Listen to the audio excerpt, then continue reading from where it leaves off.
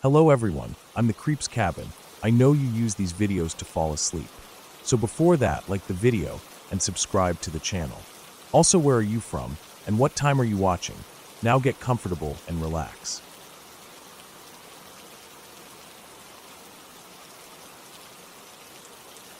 When I think back to my childhood, there are certain memories that sit like heavy stones in my stomach.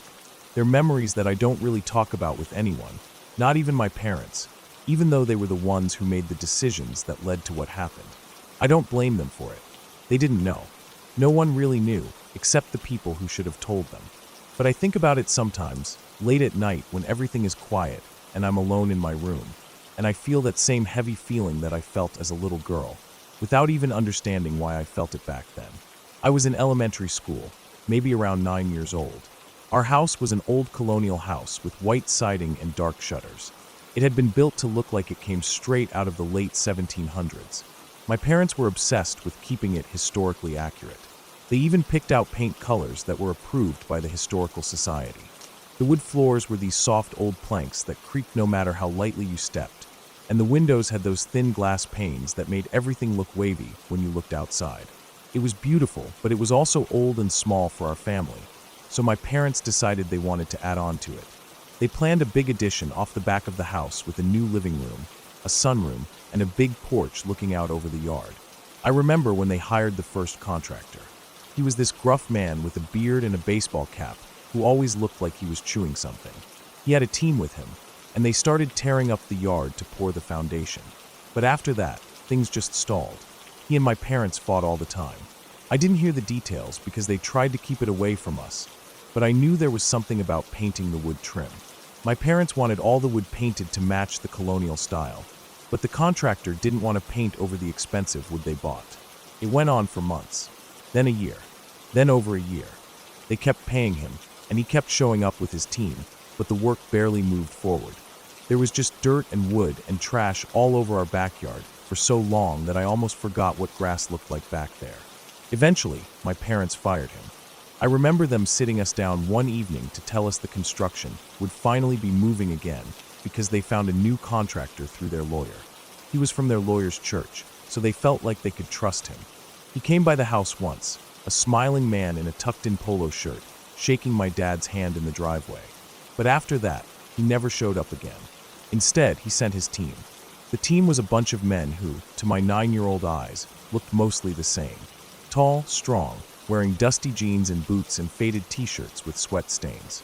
They came early in the morning when the grass was still wet and the air was already heavy and sticky. The summers in our town were brutal.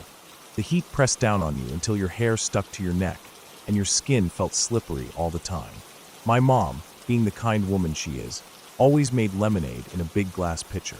She would pour it into paper cups and send me outside to give it to the workmen because she said I needed to be helpful and kind to people. So I did. Every morning I'd carry out a tray with cups full of lemonade, beads of water sliding down the sides, and walk across the creaky wooden deck to where the men were working. They would always thank me, ruffling my hair or smiling and nodding before going back to hammering and sawing. Sometimes I sat on the steps and watched them work. I liked watching the walls go up, seeing the empty space behind our house slowly turn into something real. One of the men was named Kenny.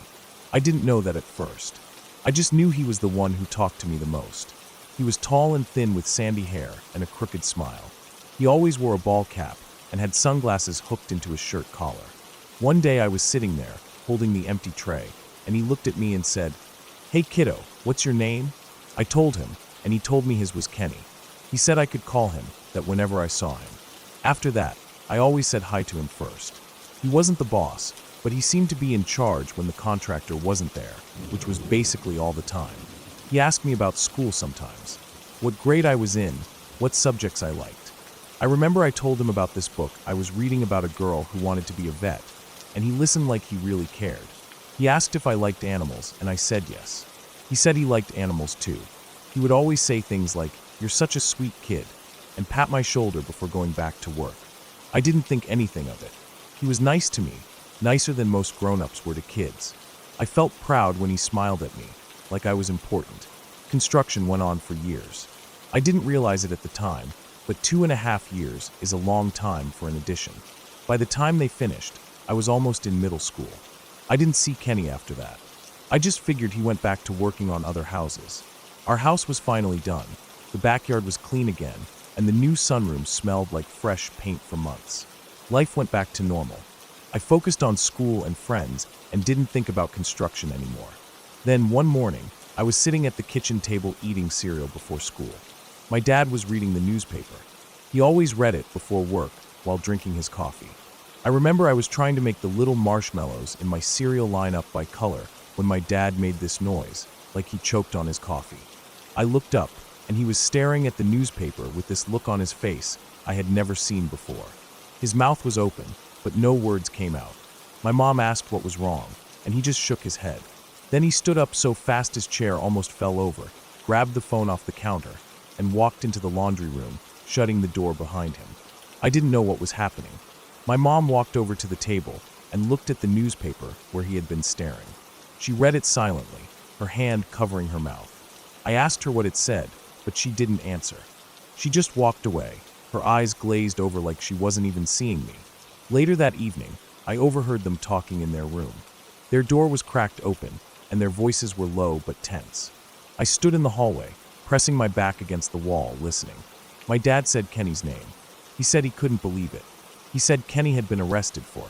I didn't understand the word back then. Pedophilia. I didn't even know what that meant. I heard my mom whisper that he had been on a list before he worked at our house, but no one told them. I didn't know what list she meant, but I knew it was bad. My dad said the contractor knew, but didn't think it was necessary to tell them. I remember my mom saying, in this tiny broken voice, "We left her alone with them. We left her alone." I didn't understand all of it, but I understood enough to feel sick. I went to bed that night with my mind spinning. I thought about every time I went outside with lemonade. Every time Kenny smiled at me or patted my shoulder. Every time he called me sweet. I remembered one time when I was sitting on the steps watching him nail boards into place. He looked back at me and said I could come watch closer if I wanted, but I told him no because the hammering was too loud. He just laughed and said okay, but in my head that memory twisted and churned until it felt rotten. For days after, I felt like my skin didn't fit right on my body. I felt like something invisible and dark was stuck to me. I didn't want anyone to touch me, not even my mom. I didn't tell anyone that I felt that way. I just stayed quiet. I went to school and did my work. I watched TV with my brother after homework. I ate dinner and brushed my teeth and went to bed. But every time I closed my eyes, I saw his smile. I saw the way his eyes looked at me when he thought I wasn't paying attention. I felt my stomach tighten and twist, and I didn't know why I felt like crying when he never did anything to me. Years later, when I was old enough to really understand what he did, what he was arrested for, I realized how close I could have come to being one of his victims. I realized that my parents had left me home alone with him and his team more times than I could count. I realized that the only reason nothing happened to me was luck. Just dumb luck. Or maybe because someone else had already been his victim and he wasn't going to risk it again. I don't know. I don't think about it too deeply because when I do, I feel like I might throw up. Sometimes I still think about the smell of sweat and sawdust and fresh-cut wood in the hot summer air. I think about the sound of hammers and drills and the low hum of men talking while they worked. I think about that lemonade pitcher sweating in my hands as I carried it across the porch and how I felt proud to be helpful, proud to be trusted to do something for the grown-ups. I think about how I didn't know anything back then, how I just wanted to be a good kid. And I think about Kenny's smile, and I feel sick all over again. I'm an adult now. I live in a small apartment far away from that old colonial house. My parents sold it years ago when they retired. But sometimes when I visit them in their new house, I see my mom looking at me with this sad, guilty look in her eyes. I know she's thinking about that summer too. I know she's thinking about how close it came to being worse. We don't talk about it. There's nothing left to say. It happened. It didn't happen. Both are true in different ways. All I know is that when I have kids of my own one day, I will never, ever leave them alone with anyone I don't know. I will never assume someone is safe just because other people trust them. Because I learned early that the scariest people in the world aren't ghosts or monsters hiding in the woods. They're the ones who stand in your backyard in broad daylight, smiling and building your house while you bring them lemonade, thinking they're just another grown-up doing their job, thinking you're safe. Because you never really know who's standing right in front of you. And that's the scariest thing of all.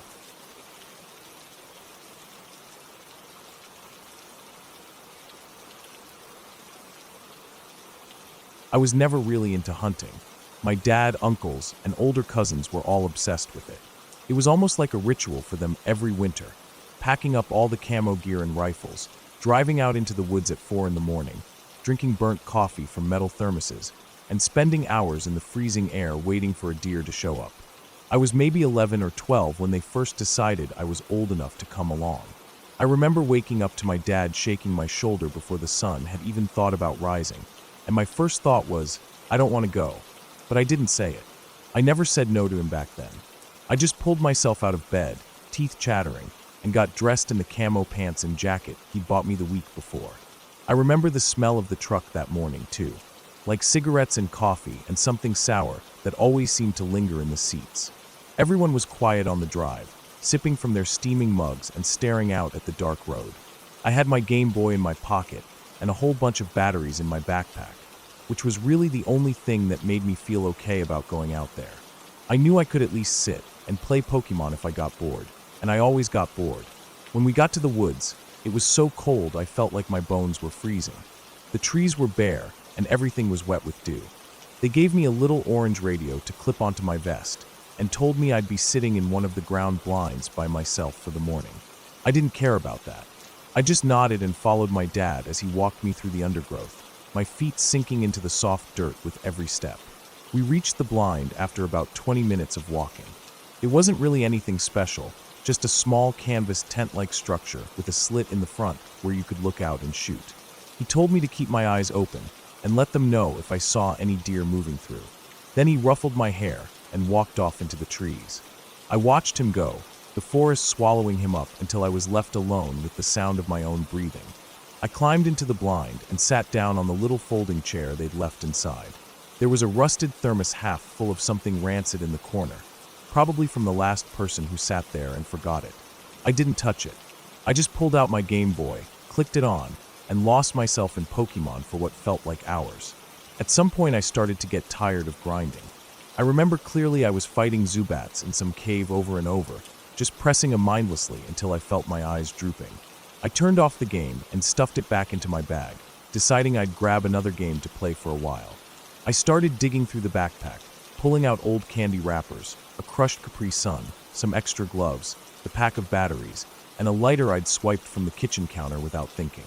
I was rummaging through everything when I heard this sound. It was like a whoosh, a really quiet, low whoosh that seemed to come from right outside the blind. At first I thought it was the wind. I paused and listened, trying to hear if the trees were swaying above me. But everything was silent except for that soft whoosh sound coming from right behind the blind. I felt a cold shiver crawl up my back. I didn't want to get up and check it out, but curiosity got the better of me. I climbed off the chair and unzipped the flap on the side so I could step outside. The cold air hit me hard, but I ignored it and walked around the blind. The ground was muddy and my boots sank into it with little squelching noises. I walked slowly around the back, my breath coming out in short, foggy puffs. As I turned the corner, I stopped dead in my tracks.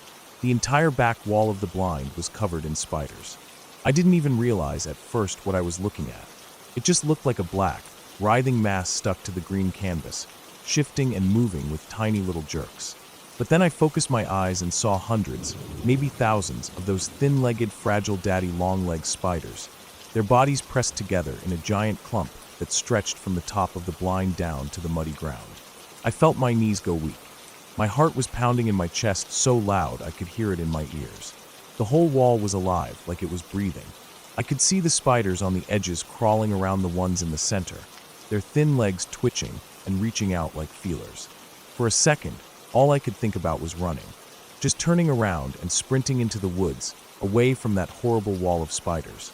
But then the fear turned into something else, panic mixed with anger. I didn't want to run. I wanted them gone. I wanted to kill them all. I looked down at the can of off-bug spray clipped to my backpack, and then at the lighter I'd been fiddling with earlier. The idea popped into my head like it had always been there, waiting. I pulled the can out, flicked open the lighter, and held it in front of the nozzle. I took a deep breath, feeling my chest tighten with terror, and pressed down. The flame shot out like a little homemade flamethrower, catching the edge of the spider mass. The smell hit me first, a sharp, bitter stink of burning hair and something else, something wet and rotting. The fire spread fast, the whole cluster lighting up in an orange flash. I felt a moment of sick satisfaction as I watched them burn. But then I realized my mistake. The wind shifted, blowing towards me. And that's when it happened. The spiders all let go at once. I don't know if it was the fire or the smell or the heat, but they released their grip on the blind in a single horrible motion. The mass broke apart, and the next thing I knew they were flying at me. Hundreds of tiny burning spiders flying through the air, their legs curling up, their bodies twisting in little flaming arcs. I opened my mouth to scream and felt something hot and brittle hit my tongue. I spat it out and screamed again, my voice tearing at my throat. They hit my chest, my arms, my face. Tiny sparks of pain burst everywhere they touched. I fell backwards into the mud, dropping the can and lighter, and started rolling on the ground, trying to brush them off. Some of them were still alive, crawling over my skin, their legs pricking at me even as their bodies burned. I ripped off my jacket and threw it into the mud. My shirt came off next, then my boots, then my pants. I didn't care. I didn't care about anything except getting them off me. My entire body was covered in goosebumps and burning welts. I could smell my own singed hair mixed with the rancid smell of burnt spider. I grabbed the radio with trembling hands and pressed down the button, so hard it clicked. I didn't even think about what to say. Words just poured out, broken and ragged, swearing and sobbing, telling my dad to come get me right now, telling him we were going home, telling him I didn't care about the hunting trip anymore. I was done. I was so done. I sat there in the mud, completely naked except for my socks, hugging my knees to my chest. I could still feel them on me, even though they were all gone. My skin felt like it was crawling with 1,000 tiny legs, each one pricking and tickling, making my stomach twist with nausea. I sat there shivering, my teeth chattering so hard I thought they'd crack. I didn't even look at the burning blind behind me. I just stared down at the mud between my legs, trying not to throw up from the smell. It felt like forever before I heard my dad's voice calling out. I didn't respond. I just sat there shaking. When he finally found me, he didn't say anything. He just stared at me with wide eyes, taking in my burned skin, my muddy body, the ruined blind behind me still smoking with the smell of burnt canvas and spiders. He wrapped me up in his jacket and walked me back to the truck in silence. I remember his arm around my shoulders felt so heavy, like he was holding me down instead of comforting me. I didn't go hunting again after that. I didn't even go into the woods for years. Therapy helped a little.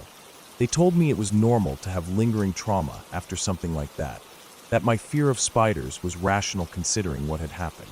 But even now, as an adult, if I see a daddy long legs in the corner of my room or crawling across the bathroom floor, my chest tightens up and I feel like I can't breathe. I know they can't hurt me. I know they're harmless. But all I see is that wall of twitching legs and the memory of their tiny burning bodies flying at me through the cold morning air. I don't hate hunting because of the animals anymore. I just don't want to ever be out there again, away from home, away from safety, sitting in some blind surrounded by things I can't see or control. Every time I think about it, my skin crawls and my stomach twists with that same cold fear. And that's why I hate spiders. That's why I'll never go back into the woods again.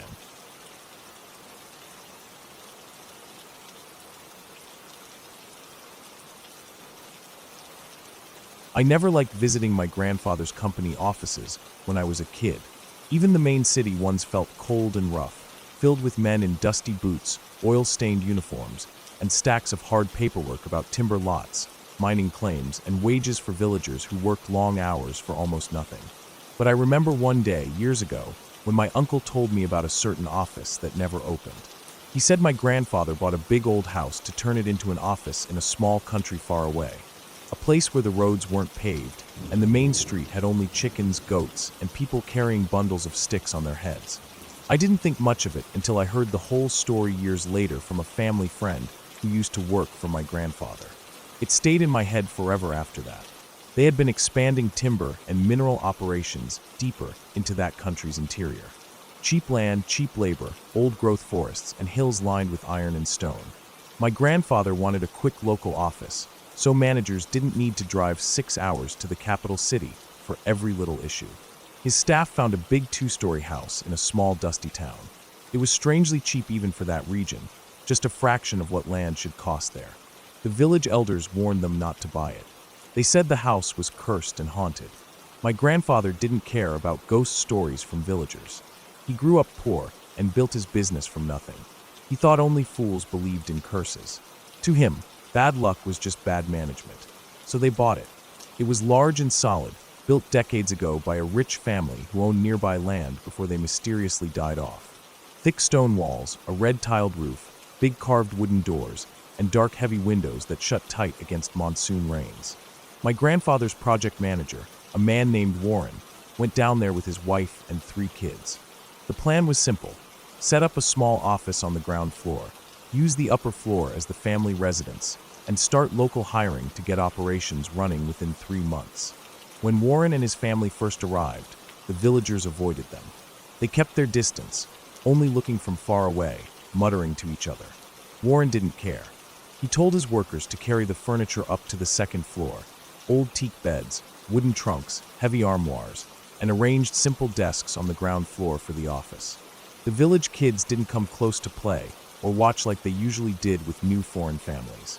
The wife tried to smile at them from the balcony, but they scattered like frightened birds every time. At first, Warren sent in weekly reports. They were short and businesslike, talking about transport costs, a local foreman's demands, and the poor condition of roads leading to the forest logging sites. Then his report stopped.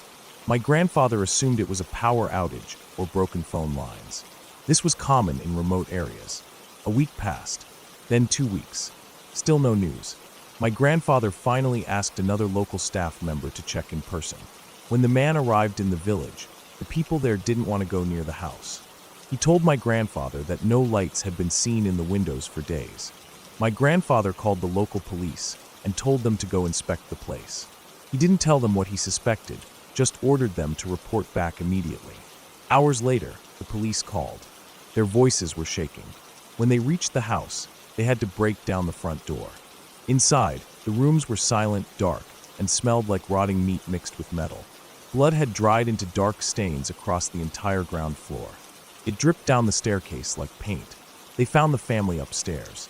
There were no survivors. Warren had killed his wife and 3 children with a machete. Not a gunshot wound, not poison, not sleeping pills, a machete. The report said he hacked them all down, even his youngest, only 4 years old. The bodies weren't arranged neatly either. They lay twisted, hacked open, covered in blood and bits of flesh. The walls were sprayed with long arcs of blood.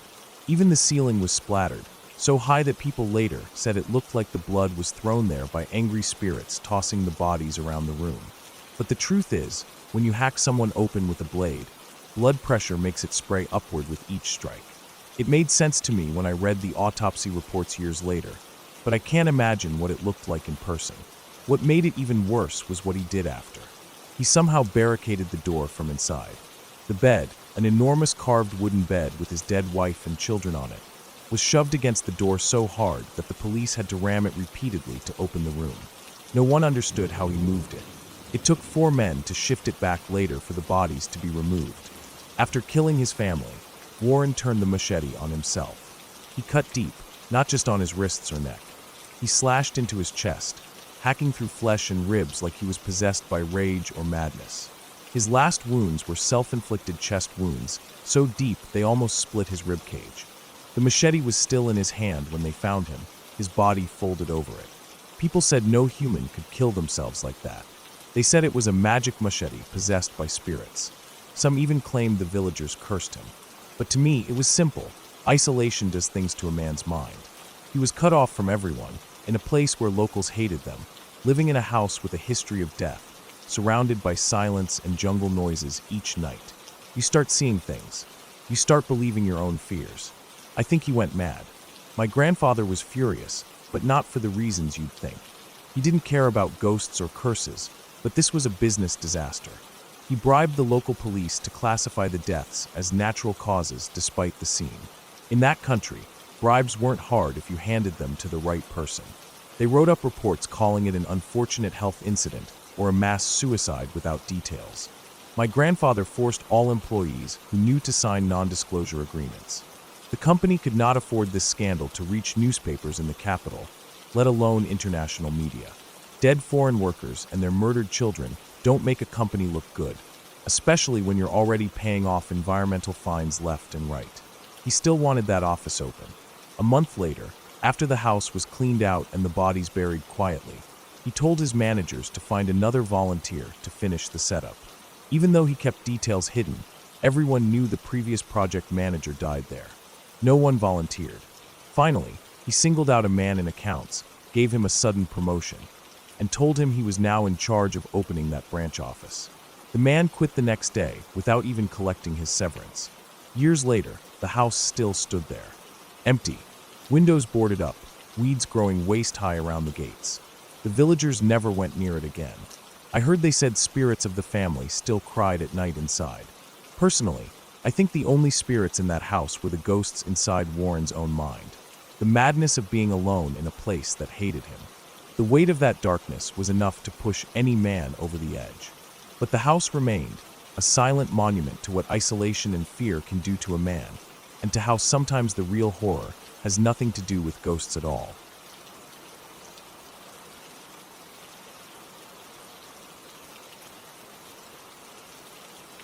I never really told people about what happened that night when I was 7 or 8. It's one of those memories that feels like a blurry nightmare, but I know it was real because even now, after so many years, it still makes my chest tighten when I think about it. I remember it was winter because I had gone to sleep wearing my thick cotton pajamas with small cartoon cars printed on them, and my bed had that heavy dark blue blanket that smelled faintly of fabric softener and old wood. My room was never warm in winter. It always had a chill, even when the rest of the house felt fine, and that night was no different. I had gone to bed earlier than usual because I was feeling tired after school. I remember coming home and watching TV on the living room carpet, and then Mum called me for dinner. I didn't even finish my plate that night. I think it was chicken curry with rice, the kind of food I usually loved, but I was so tired I just picked at it. My dad asked me if I was feeling sick, and I told him no, just tired, so he told me to brush my teeth and go to bed early. I remember brushing my teeth that night while staring at myself in the bathroom mirror with half-closed eyes, thinking about how cold the tiles were under my feet. After brushing, I went straight to my room, turned on the small yellow lamp on my bedside table, and switched on my little black radio. I always kept the radio on at night because it made me feel like I wasn't alone. The soft voices of the radio hosts, the songs, the adverts, they all made the darkness seem less empty. I climbed into bed and pulled the blanket up to my chin, turning to my side and looking at the window. The curtains were shut, but a little bit of light from the street lamp outside always crept in from the edges, giving the room a dim glow. I closed my eyes and listened to the radio, waiting for sleep to pull me under. I don't know how long I had been asleep when the banging started. At first, I thought I was dreaming it. The sound felt like it was part of the dream I was having, but as I opened my eyes in the darkness, I realized it wasn't a dream. It was real. There was a banging noise coming from my window. It wasn't a constant banging like someone knocking over and over again. It was like a single heavy bang, then silence, then another bang. My first thought was that it was the wind. The wind used to make strange noises against my window, especially on stormy nights. I lay there with my eyes half open, staring at the curtains, telling myself it was just the wind and I should go back to sleep. But then I started hearing something else. At first, I thought it was the house creaking, like it always did when the wood settled or when the temperature dropped. But the more I listened, the more I realized it wasn't random creaks and pops. It was footsteps. Very soft, slow footsteps. They weren't coming from outside my room or down the hallway. They were coming from inside my room. My room was quite big for a kid's room. You could easily walk in circles in front of my bed without bumping into anything. I had my bed pushed up against the far wall. Then there was a big empty space with a thin brown carpet. And near the door I had my small wooden table with my school books and crayons scattered on top. I had a tall wardrobe near the window and a little shelf with some books and toys. The footsteps sounded like they were walking around that open space, moving slowly in circles, never getting too close to my bed, but never stopping either. Just circling. My body felt frozen. I was lying on my side, facing the window, with the blanket pulled up to my eyes. I tried to tell myself it was just the house making noises. That's what adults always said, that houses made noises at night when the air got colder and the wood contracted. But I knew the difference. I knew what it sounded like when the house creaked. and what it sounded like when someone walked across a carpeted floor. And these were footsteps. Soft, slow, careful footsteps. I could hear my radio playing a song. It wasn't a happy song. It was slow and sad, with a man singing in a low voice. I don't remember the words, and I don't even remember the name of the song. But every time I hear it on the radio these days, it makes my stomach twist. Back then, that song made everything feel worse. The sadness in the man's voice, the slow melody, it all added to the fear that was crawling up my chest and tightening around my throat. I remember trying to move my fingers first. I wanted to get up and run to my parents' room, but I felt like if I moved, whatever was making those footsteps would notice me. I stayed still for what felt like forever, my eyes wide open, staring at the dim outline of my curtains. I could feel the cold air in my room on my face. It felt colder than usual, like the temperature had dropped suddenly. My teeth started to chatter slightly, and I pulled the blanket up higher. The footsteps kept going, slow and heavy, circling and circling. My heart was pounding so hard in my chest, I thought I was going to throw up. I tried to listen harder to see if maybe it was just my imagination, but every time I thought the footsteps stopped, I would hear them again, shifting across the carpet softly. Then I felt something change in the room. It was like the cold suddenly got deeper, like someone had opened a freezer right next to me. I could see my breath when I exhaled, small puffs of white mist floating in front of my face. My whole body was shivering under the blanket. My legs felt stiff and weak at the same time, like they didn't want to move. I remember thinking that if I didn't run now, I would never be able to run. That thought pushed me. I threw the blanket off me and jumped out of bed. My bare feet hit the cold carpet, and I ran towards the door. I had to cross that open space to get to the door, the same space where the footsteps were circling. As soon as I ran into that space, it felt like I had stepped into ice water. The cold wrapped around me, swallowing me up. I froze for a second because it felt like I couldn't breathe. My breath came out in thick white clouds in front of me, and for that moment, everything felt silent except for my own shaking breaths. Then I heard a sound. It was a voice, but it wasn't loud. It was a whisper, quiet but clear, right next to my ear. I couldn't even tell if it was a man or a woman. It just said two words. I'm lost. That's all it said. I'm lost. The voice didn't sound angry or scary. It sounded sad, like someone was crying silently while speaking. But in that moment, it was the scariest thing I had ever heard in my life. I didn't wait another second. I bolted out of my room, down the hallway, past the dark bathroom and the closed door of the storage room, until I reached my parents' bedroom at the end of the hall. I didn't knock or call out to them. I didn't even care if I woke them up. I opened their door so fast it hit the wall with a loud bang, and I crawled under their bed. I don't know why I went under the bed instead of climbing in with them. Maybe I thought that if I hid under there, whatever was in my room wouldn't find me. I curled up under their bed, pressing my knees to my chest, and I cried silently. I remember my tears feeling hot on my freezing cold face. I lay there listening to my parents breathing softly as they slept, feeling the warmth of their room slowly wrap around me, making my shivering slow down. Eventually, I must have fallen asleep under there, because the next thing I remember was waking up in the morning to my dad's voice calling my name. He was kneeling on the floor next to the bed, his face filled with confusion as he asked me why I was under there. I didn't answer him. I just crawled out and hugged him tightly. He laughed and ruffled my hair, telling me I must have been sleepwalking again. I didn't say anything about the footsteps or the voice. I didn't say anything about how I saw my breath in my room or how cold it felt. I just hugged him and nodded like I believed I had been sleepwalking. That day, I went to school like normal, but I was quiet all day. I kept thinking about those two words. I'm lost. The voice didn't sound like it wanted to hurt me. It just sounded lost, sad, and alone. But even now, as an adult, I still can't make sense of it. There are nights when I wake up suddenly, and for a moment I feel like I'm back in that room, staring at those curtains with my breath coming out in white mist.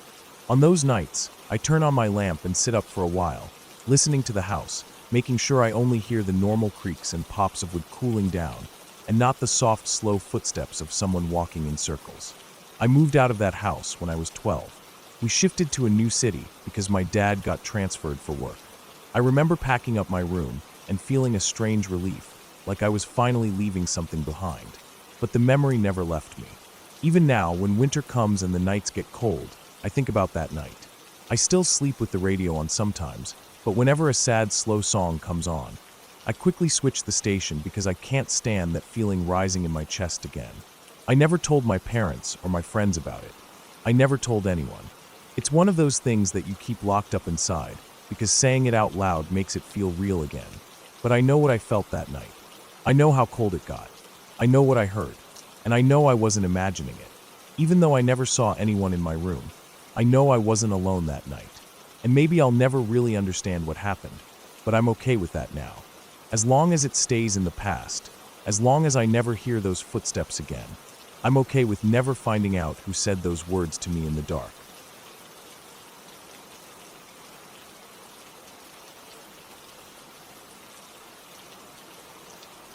When I was about 13 or 14, I lived on a farm in North Carolina. It wasn't really a farm the way people think when they hear that word. There were no big wide fields of beans or cotton or corn. It was a pine tree harvestry. Rows and rows of longleaf pines lined perfectly, straight as rulers, stretching out in every direction. Pine needles were a big landscaping thing back then. People would come and bale up the pine straw every year and sell it off to garden stores. Our house sat right in the middle of those 550 acres of pine trees. That was my whole world at the time. Just trees, sky, dirt roads, and the old weird house. The house was strange. Some dentist built it in the 1930s. It wasn't like other farmhouses you'd see in Carolina, all simple and square. Ours had strange corners and long rooms and angles that didn't make sense. The living room was the strangest part of it. It had this huge picture window that stretched nearly the entire length of the room, about 50 feet long. It looked out over the pine trees, with the ground sloping down away from the house because the house sat on a small rise. So when you sat in the living room, you were 5 or 6 feet above the ground, looking down and out into the forest. You could see a solid mile of pines in front of you. It always felt unsettling. In the winter, when the ground had a thin layer of snow or slush, the moonlight would reflect, and everything outside glowed faintly silver. You could see the dogs running around at night, just dark shapes moving across the glowing ground. I hated that room. I hated that window. It made me feel small and watched, like the forest was staring at me instead of the other way around. One weekend, I had a cousin over. We were bored and restless the way kids get in the country, especially when it's cold outside.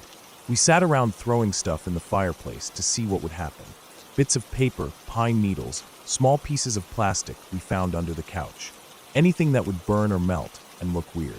The fire was dying down, and we decided to build a kingdom out of couch cushions and blankets in the living room. We set up our sleeping bags and pillows and lay down to watch the last orange bits of flame flicker into darkness. It was late, and the house was quiet except for the ticking of the old clock on the wall and the shifting noises that come from an old wooden house cooling down for the night. The air felt heavy, like it always did when the fireplace sucked all the warmth from one room and left the rest of the house cold. We lay there, me staring at the ceiling, my cousin looking out the window. I didn't think much of it at first. The window was just black glass with a faint reflection of us and the room. But then the dogs started barking. The barking was faint at first, coming from far off in the woods. Our property stretched for nearly a mile, and sometimes the dogs chased raccoons or deer through the pine rows, barking and yipping as they ran. I didn't think anything of it at first. I just lay there, listening to them barking and thinking about how cold the floor felt through my sleeping bag. But my cousin kept staring out the window without blinking, and that started to make me feel uneasy. He didn't say anything for a long time, just stared. Finally, I asked him what was up. He didn't answer right away, just kept staring out at the trees like he was trying to see something far away. Then he said he felt like he was seeing things. I sat up, suddenly anxious, and turned to look out the window with him. I felt my heart thumping in my chest, my ears ringing a little from the silence of the room and the distant barking of the dogs. For a long time, we didn't see anything. Just the endless rows of pine trees, the moonlight glinting off the thin crust of snow and ice on the ground. The trees cast long black shadows across the white ground, and my eyes kept trying to make shapes out of them. I asked him again what he saw. He shushed me, leaning forward like he was trying to push his eyes out into the forest. I felt annoyed and scared at the same time. My stomach felt hollow. Then we both saw it. A shadow moved from one tree to another. It wasn't running or leaping. It was just walking. A brisk walk, like someone out for a purpose, moving from the trunk of one pine to the trunk of the next. It was about 100 yards out from the house. We couldn't tell if it was a man or a woman, just a shape, dark against the paler snow. My mouth went dry, and I felt goosebumps rise all over my arms. We both sat there frozen, not blinking, not breathing, watching the spot where the shape had vanished behind the tree. We didn't freak out right away. At that point, there was still a chance that we didn't see what we thought we saw. My brain tried to tell me it was a branch moving in the breeze or the shadow of a deer walking past. Anything that made sense. Anything that wasn't a person walking through our trees in the middle of the night. We just sat there staring, waiting. My cousin didn't say a word, just pressed his face closer to the glass, fogging it up with his breath. A few minutes later, it happened again. But this time, it was about 50 feet from where we first saw it. Another shape, another tree, just a few strides, and then it was gone behind the trunk. My chest felt tight, and I could hear my heart thumping in my ears. I wanted to wake up my dad, but he was the type of man who would grab his rifle and go outside yelling into the woods, and I was too scared for that. I didn't want to poke at whatever was out there. I just wanted it to go away on its own. We kept watching. Every few minutes, we saw them again. Two shapes, appearing and vanishing, moving between the trees. Sometimes they were closer, sometimes further away, but always there, moving with purpose. My eyes started to ache from staring so hard into the darkness. The room felt too big around us, and the window felt like a wound cut open in the side of the house, letting the night look straight in at us. There weren't any neighbors nearby.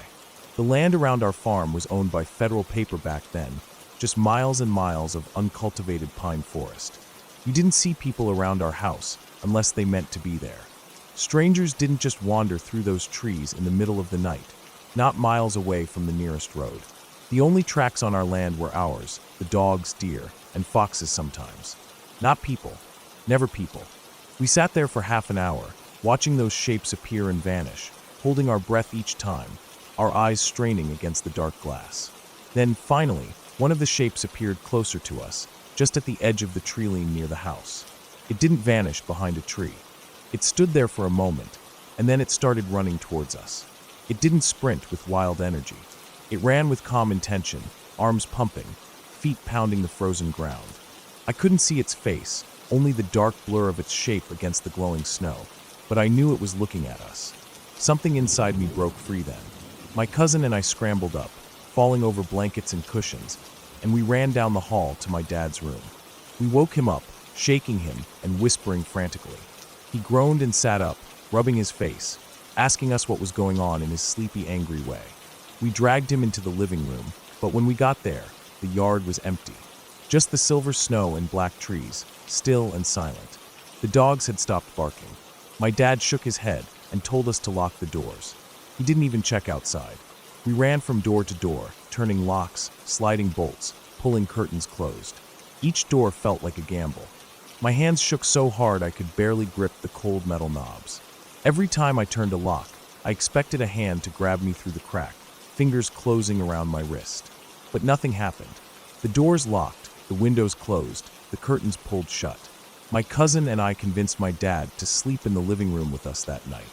He lay down on the couch and fell asleep quickly, snoring softly, while we sat side by side on the floor, staring out at the darkness beyond the glass until the sky turned pale with dawn. The next morning, my cousin and I went out to look. The snow was thin and crunchy with ice, but footprints were everywhere. They crisscrossed between trees, long strides, clear impressions of boots. Some came close to the house, and then we saw the ones right up against the wall beneath the window. Whoever it was had stood there, right under the window ledge. They would have been only 7 feet below, where we sat staring out into the forest. We never would have seen them standing right under us. I imagined them looking up at me, smiling or not smiling, just watching, waiting for something. I don't know who it was or why they were there. My dad never called the police. He believed in taking care of things himself. That was his way. We never saw those shapes again, but for months after that, I felt watched every time I sat in the living room. I kept my eyes on the window, always searching the dark spaces between the trees, waiting to see a shadow moving from one trunk to another. Even now, so many years later, when I think about that house, I don't remember the warmth of the fireplace or the smell of pine needles. I remember that window, the cold moonlit snow, and the shapes walking calmly between the trees in the middle of the night where no one should have been.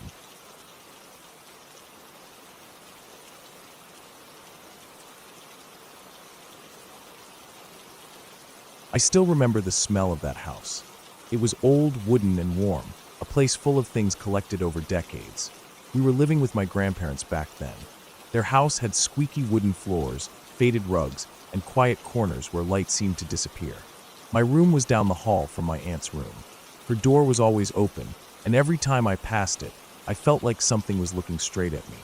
In her room stood that doll. It was about 2 feet tall, dressed like a tiny Victorian child, with pale plastic skin and painted blue eyes that never blinked. Its hair was thin and straw-colored, tied with a dusty blue ribbon. Its tiny pink lips were curved into a fixed smile, a smile that felt too wide for its small face. But it wasn't just a doll. Someone, maybe my aunt or her dad, had turned it into a lamp. The way it worked was strange. You had to grab its cold plastic hand and lift its arm upwards to turn it on. Then, to turn it off, you lowered the arm back down. The first time I saw it turn on, I remember feeling a wave of something dark roll over me. The bulb was hidden inside its chest, so when it lit up, it almost looked alive, glowing from its heart. At night, when my aunt slept with it on, its small face and white dress would glow faintly orange in the dark, and it stood on her nightstand next to her bed, facing the door, greeting everyone who entered with that dead-eyed smile. It was mid-afternoon when it happened. The sun was shining through the big front windows, making soft shadows of the lace curtains on the floor. My grandparents were out shopping for groceries, and my parents were at work. I was alone in the house. I had been sitting on the living room couch, watching TV with the volume turned low, so I could hear the house sounds. Every tick of the old kitchen clock sounded loud in that silence. I remember feeling hungry, but I didn't want to go into the kitchen because it was right next to my aunt's room. The doll lamp always made me feel watched, but I was cold, so I decided to get a blanket from her closet. She had thick, warm blankets stacked there, and I didn't want to use the thin couch throw. As I stood up from the couch, I remember thinking that it was broad daylight, and I was being stupid for feeling scared. I walked slowly down the hall, feeling my socks slipping slightly on the smooth floor. I saw her open door ahead, and I stopped just before entering. I told myself, it's just a doll, it can't move, it's just plastic and cloth and wires. The blanket closet was right next to the door. I didn't need to walk far inside. That was my plan. I would go in quickly, keep my eyes down, grab the blanket, and leave. I stepped into her room with my head lowered. The rug in her room felt softer under my feet compared to the wooden floor of the hallway. I could smell her floral perfume in the air. I didn't want to see the doll's eyes. I kept my gaze stuck on the carpet pattern as I walked in and turned around to face the closet. Now the doll was behind me. My back was turned towards it. I could almost feel its small painted eyes boring holes into my back as I reached for the closet handle. I pulled open the closet door, and it let out a short squeak. My heart was beating faster. I bent down to grab a thick red blanket from the lowest shelf. That's when I noticed it. The room felt different. Brighter. Warmer. At first, I thought maybe the sun had come out from behind a cloud, but then I realized it was the lamp. The doll lamp was on. Its light cast an orange glow against the closet door frame and spilled faint shadows on the carpet near my knees. For a few seconds, I froze. I didn't breathe. I felt the tiny hairs on the back of my neck stand straight up. My skin crawled with the feeling of being watched, being hunted, almost like something was about to jump on my back. I wanted to run. Every single nerve in my body told me to drop the blanket and just bolt out of the room screaming. But something in me said I needed to see it. I needed to look, to confirm what my body already knew. I slowly turned my head over my shoulder. My eyes moved first, catching the orange glow in the dim room. Then my head turned fully, and I saw it. The doll's small plastic hand was raised in the air, pointed straight at me. Its dead blue eyes stared right into mine. Its stiff smile felt wider than ever in that light. For a moment, I forgot how to move. My legs felt locked in place. My stomach clenched so tight I thought I might throw up right there on her carpet. I couldn't understand how the lamp turned on. I hadn't touched it. No one else was home. The windows were closed. There was no breeze, no movement that could have lifted its arm. My brain started whispering quick explanations to keep me sane. Maybe the arm was loose and had fallen upwards on its own. Maybe the base was tilted and gravity made it lift somehow. But the doll's hand wasn't just raised. It was pointed directly at me, as if it was trying to single me out, calling me out, telling me I was seen. I took one slow step backwards, blanket clutched to my chest, then another step, never taking my eyes off its plastic face. When my heel touched the hallway floor, I turned and ran down the hall. I didn't stop until I was back in the living room. I threw the blanket on the couch and sat down hard, breathing in shallow gasps. My hands were shaking. I kept glancing down the hallway to make sure the doll hadn't somehow followed me. It sounds stupid, I know, but at 13, your mind doesn't always know what's real and what isn't. All I knew was that I felt hunted, marked by its stare. For the rest of the afternoon, I sat curled up in that blanket on the couch, watching the sunlight move across the carpet as time passed. I didn't turn on the TV. I didn't touch my phone. I just listened to the house creak around me, imagining the doll standing there with its hand raised, glowing in the empty room. Every time the fridge made a clicking noise or the water heater let out a soft groan, my heart jumped in my chest. I was waiting to hear the sound of tiny footsteps on the wooden floor, or the faint squeak of its plastic joints moving down the hallway. When my grandparents came home, I pretended to be asleep on the couch. I didn't want to talk about it. I didn't want them to laugh at me or worse, tell me to go turn it off myself. That night, I lay in bed staring at the ceiling, my heart thumping with every shift of the old house. I imagined the doll standing in my doorway, its arm raised, its eyes locked on me as I lay frozen under my blankets.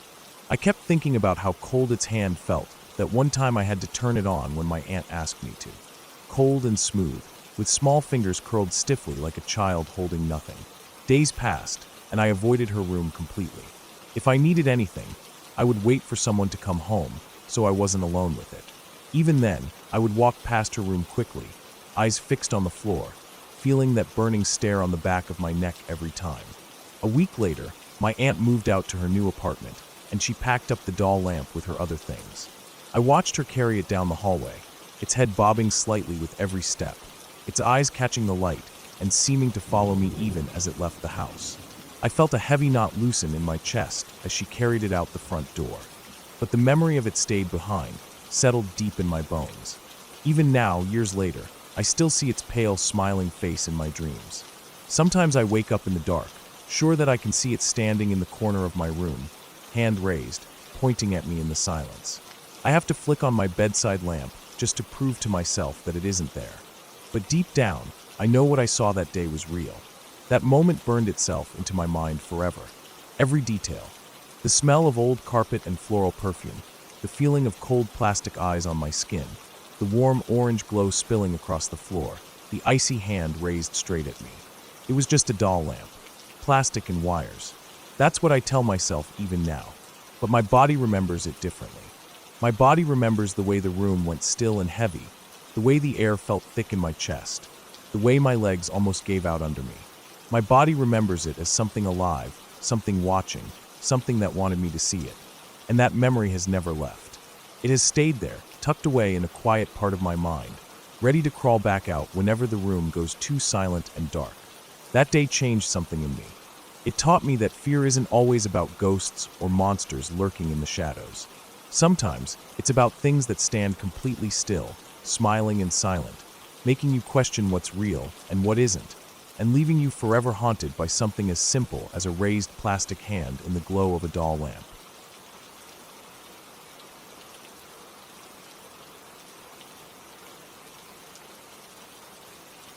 I woke up that morning feeling restless.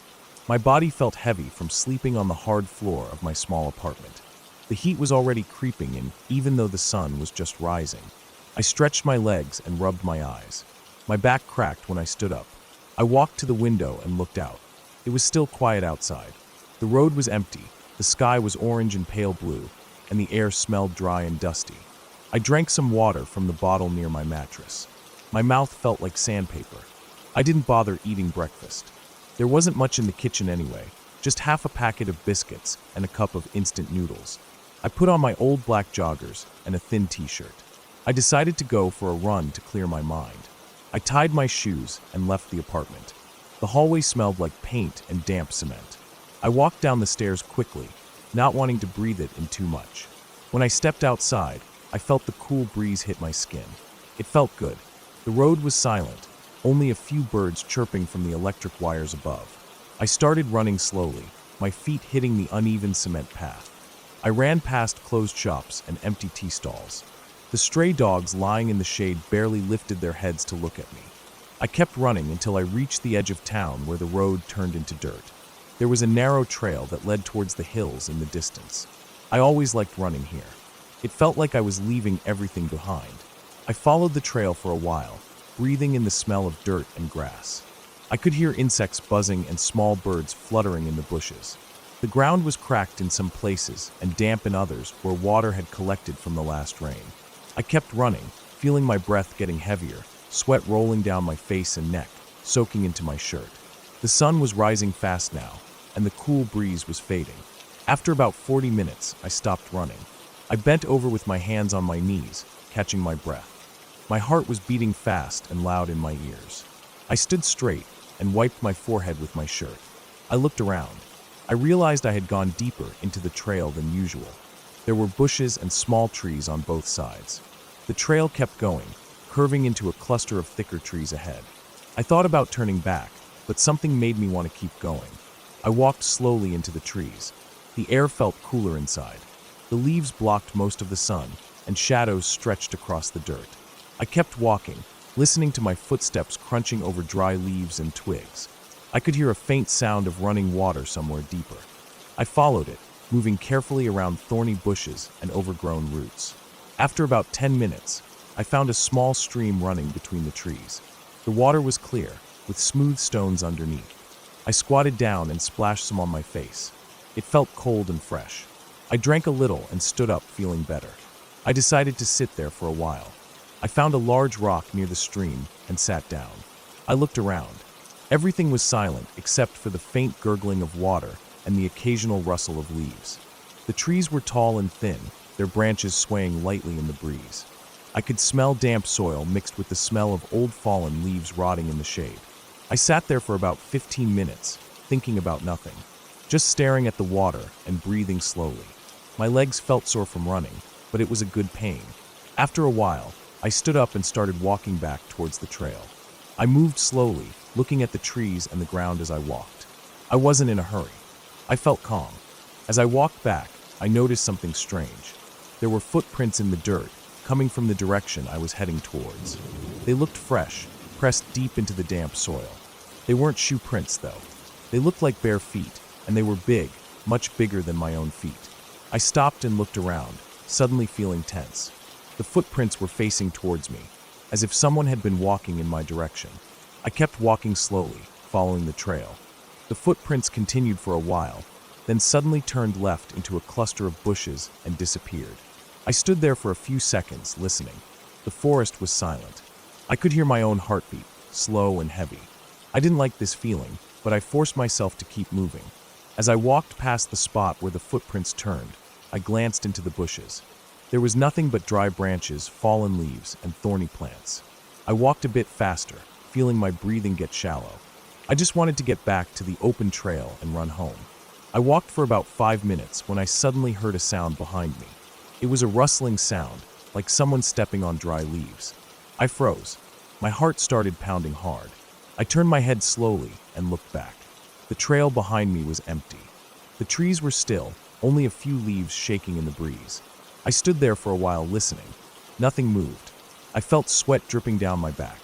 My hands were shaking a little. I turned and started walking faster. My feet were crunching over the dirt and leaves loudly. After a few seconds, I heard the sound again. This time it was louder, like someone walking quickly over the dry ground. I stopped again and turned around. There was still nothing there, just trees and bushes and shadows. I couldn't hear any birds now. Everything felt silent and heavy. I started walking again, almost jogging now. I kept glancing behind me every few steps. I couldn't shake the feeling that someone was following me. My chest felt tight and my mouth was dry. I was sweating all over, my shirt sticking to my back. I kept moving faster and faster until I could see the opening of the trail up ahead where the trees ended. I was almost out when I heard a sudden loud snap of a branch behind me. My heart jumped in my chest. I turned around quickly. I saw movement between the trees about 20 feet back. Something dark moved behind a thick tree trunk. I couldn't see what it was, but it was tall, taller than any person I had seen. I stood there, frozen, my eyes staring at that spot. For a few seconds, nothing moved.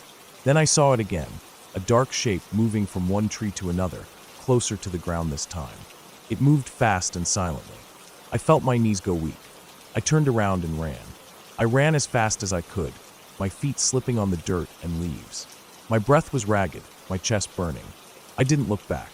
I just ran towards the open trail, the sunlit dirt road beyond the trees. When I burst out of the trees, I almost fell forward from running so fast. I kept running down the trail, away from the forest, until I reached the dirt road. I stopped there, bending over with my hands on my knees, gasping for breath. My whole body was shaking. Sweat was dripping onto the dry ground beneath me. I turned around and looked back at the trail. The trees were silent, swaying gently. I couldn't see anything moving. I stood there for a long time, staring into the trees. My heart was still beating fast, and I felt like throwing up. I wiped my face and turned towards the town. I started walking back, my legs feeling weak and shaky. I kept looking over my shoulder every few seconds, but nothing followed me out. The road was empty, silent except for the sound of my footsteps crunching over the dirt and small stones. When I finally reached the edge of town, I felt my body relax a little. I walked slowly past the closed shops and tea stalls, past the stray dogs sleeping in the shade, past the empty vegetable carts lined along the footpath. My feet felt heavy, like they were made of stone. My breathing was still uneven, and I felt a sharp pain in my side. I reached my apartment building and climbed up the stairs slowly. My legs were trembling with every step. I reached my door and unlocked it with shaking hands. When I stepped inside, I closed the door behind me and locked it twice. I stood there for a few seconds, leaning my head against the door. My eyes were burning with sweat. I walked to the sink and splashed water on my face. My reflection in the small mirror looked pale, with dark circles under my eyes. My hair was sticking to my forehead. I took off my shoes and shirt and lay down on the floor, staring at the ceiling fan spinning slowly above me. My body felt heavy and tired, but my mind was racing. I kept thinking about what I saw in the forest. That dark shape moving between the trees, silent and fast. I tried to tell myself it was an animal, maybe a big dog or a wild boar. But deep inside, I knew it wasn't. I had grown up seeing stray dogs, goats, cows, even wild boars near the farms outside town. Nothing moved like that. Nothing that tall or that silent. I lay there for hours, listening to the sounds outside, cars passing, people talking on the street, kids playing cricket in the lane below. The world went on as normal, but I felt different. I felt like something had changed. Like I had crossed into a place I wasn't supposed to be in. Like something had seen me there, and now it knew me. That night, I couldn't sleep. Every time I closed my eyes, I saw that dark shape moving behind the trees. I kept thinking about those footprints in the dirt, big and bare, facing towards me. I thought about the sound of it walking behind me, getting closer each time I stopped. I kept imagining it standing outside my window, watching me as I lay on the floor in the dark. I lay awake until dawn, listening to the ceiling fan spinning above me. My body felt tired, but my mind wouldn't stop. As the sun started to rise, I realized I never wanted to go back to that trail again. I never wanted to see those trees or hear the sound of water running between them, because deep down, I knew I wasn't alone there. I knew something was there before I arrived, and it was still there after I left, moving between the shadows, silent and hidden, waiting for the next person to wander too far into its home.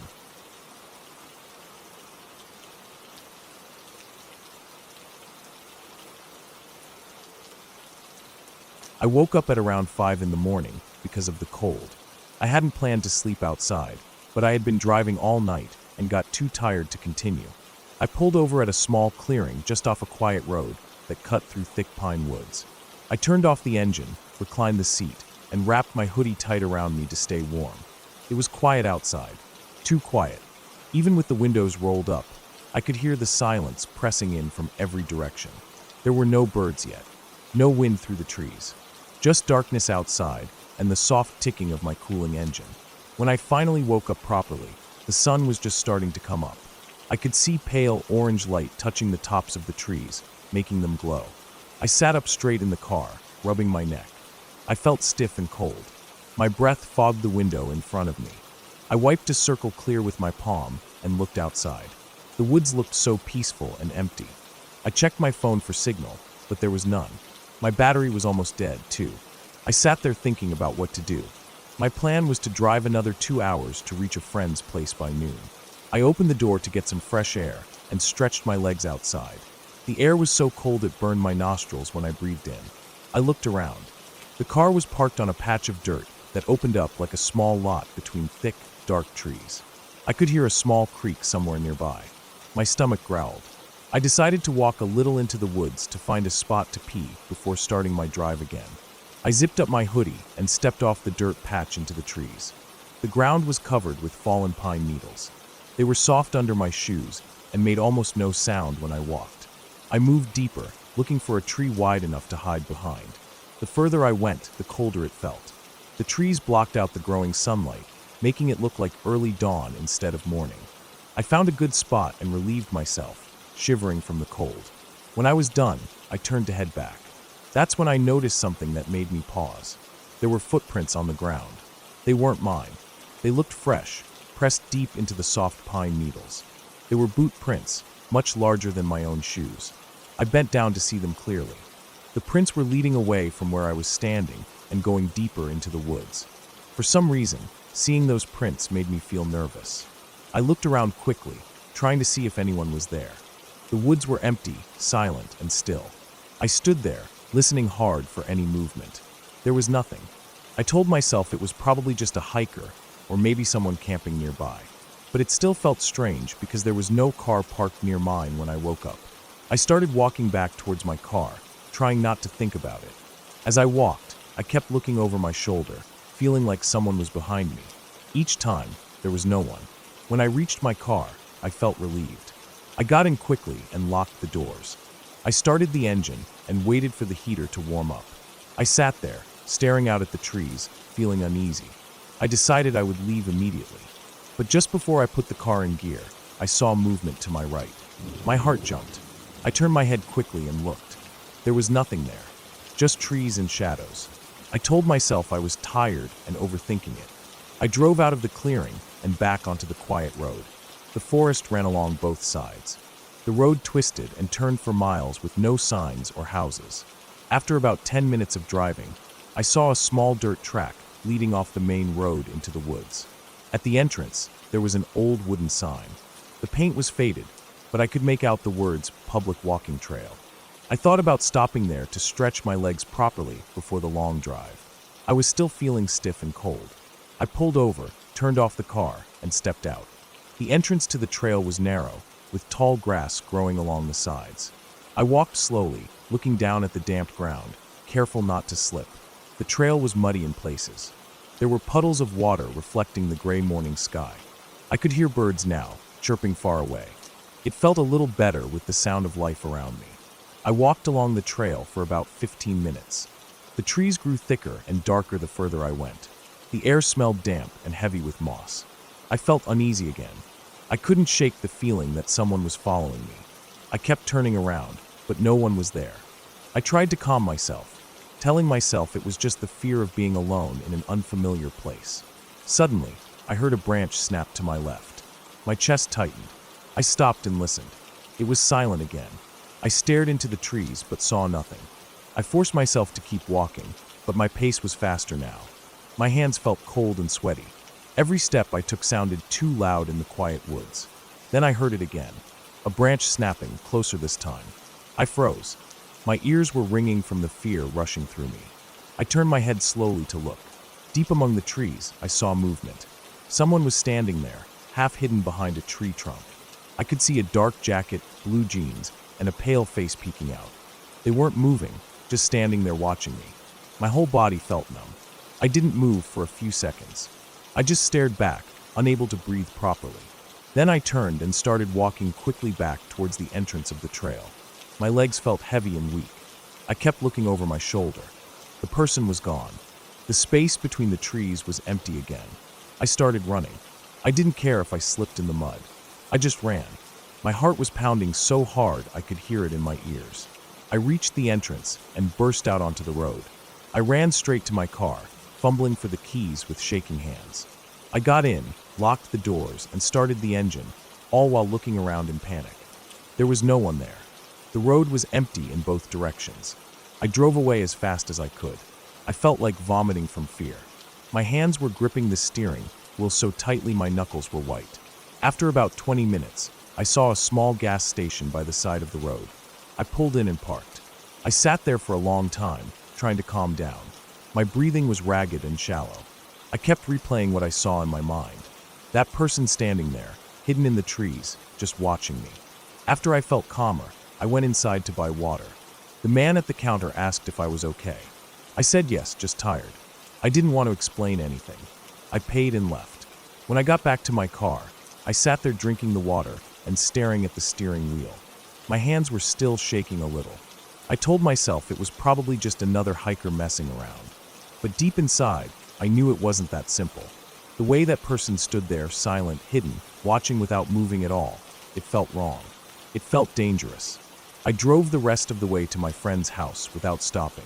Even when I had to use the bathroom badly, I didn't stop. I just kept driving, looking at the rearview mirror every few seconds, making sure no one was following me. When I finally reached my friend's place, I parked in their driveway and just sat in the car for a while. The sun was high in the sky now, and everything looked normal. Kids were playing on bikes nearby. A woman was watering her plants, and a man was mowing his lawn. It felt like a different world from where I had just been. I went inside, and my friend hugged me. He asked why I looked so pale. I just said I was tired from the long drive. That night, I couldn't sleep properly.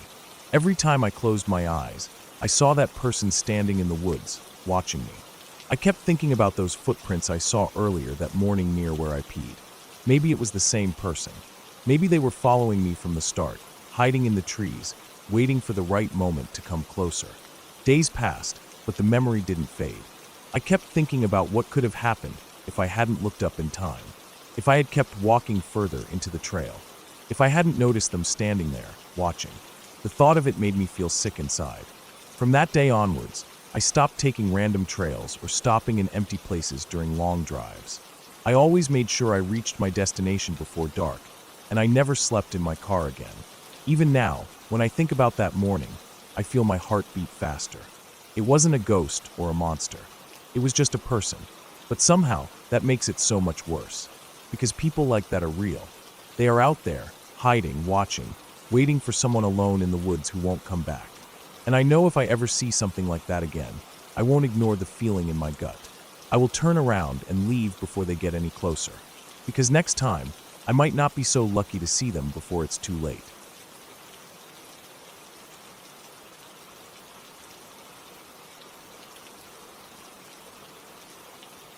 I woke up before the sun that morning, even though I hadn't planned on it. I could hear the birds outside starting their slow songs and the soft rustling of leaves against my tent wall. The air was cold on my nose, and I didn't want to unzip my sleeping bag, but I needed to go to the toilet badly. My knees ached from sleeping on the thin camping mat, and my neck felt stiff, but I slowly pushed myself up, careful not to wake my friend sleeping beside me. He was snoring lightly. The sky outside the mesh window was still dark blue, with just a thin line of pink on the horizon. I sat there for a minute, rubbing my eyes and listening to the forest waking up. There were little tapping sounds from branches shifting and the quiet drip of dew falling onto the tent. I finally unzipped my sleeping bag and crawled over my friend's feet to the tent door.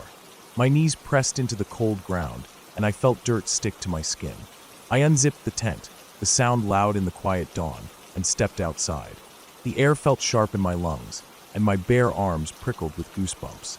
I walked around to a tree a few meters away to relieve myself. The ground was rough and covered with pine needles and small rocks, pressing into my feet through my thin socks. I kept looking around, feeling vulnerable with my pants down in the silent woods, but nothing moved except the morning breeze pushing through the tops of the tall trees. When I finished, I stood there for a bit, stretching and rolling my neck, staring at the sky turning lighter behind the black silhouette of trees. I could hear a woodpecker tapping somewhere in the distance.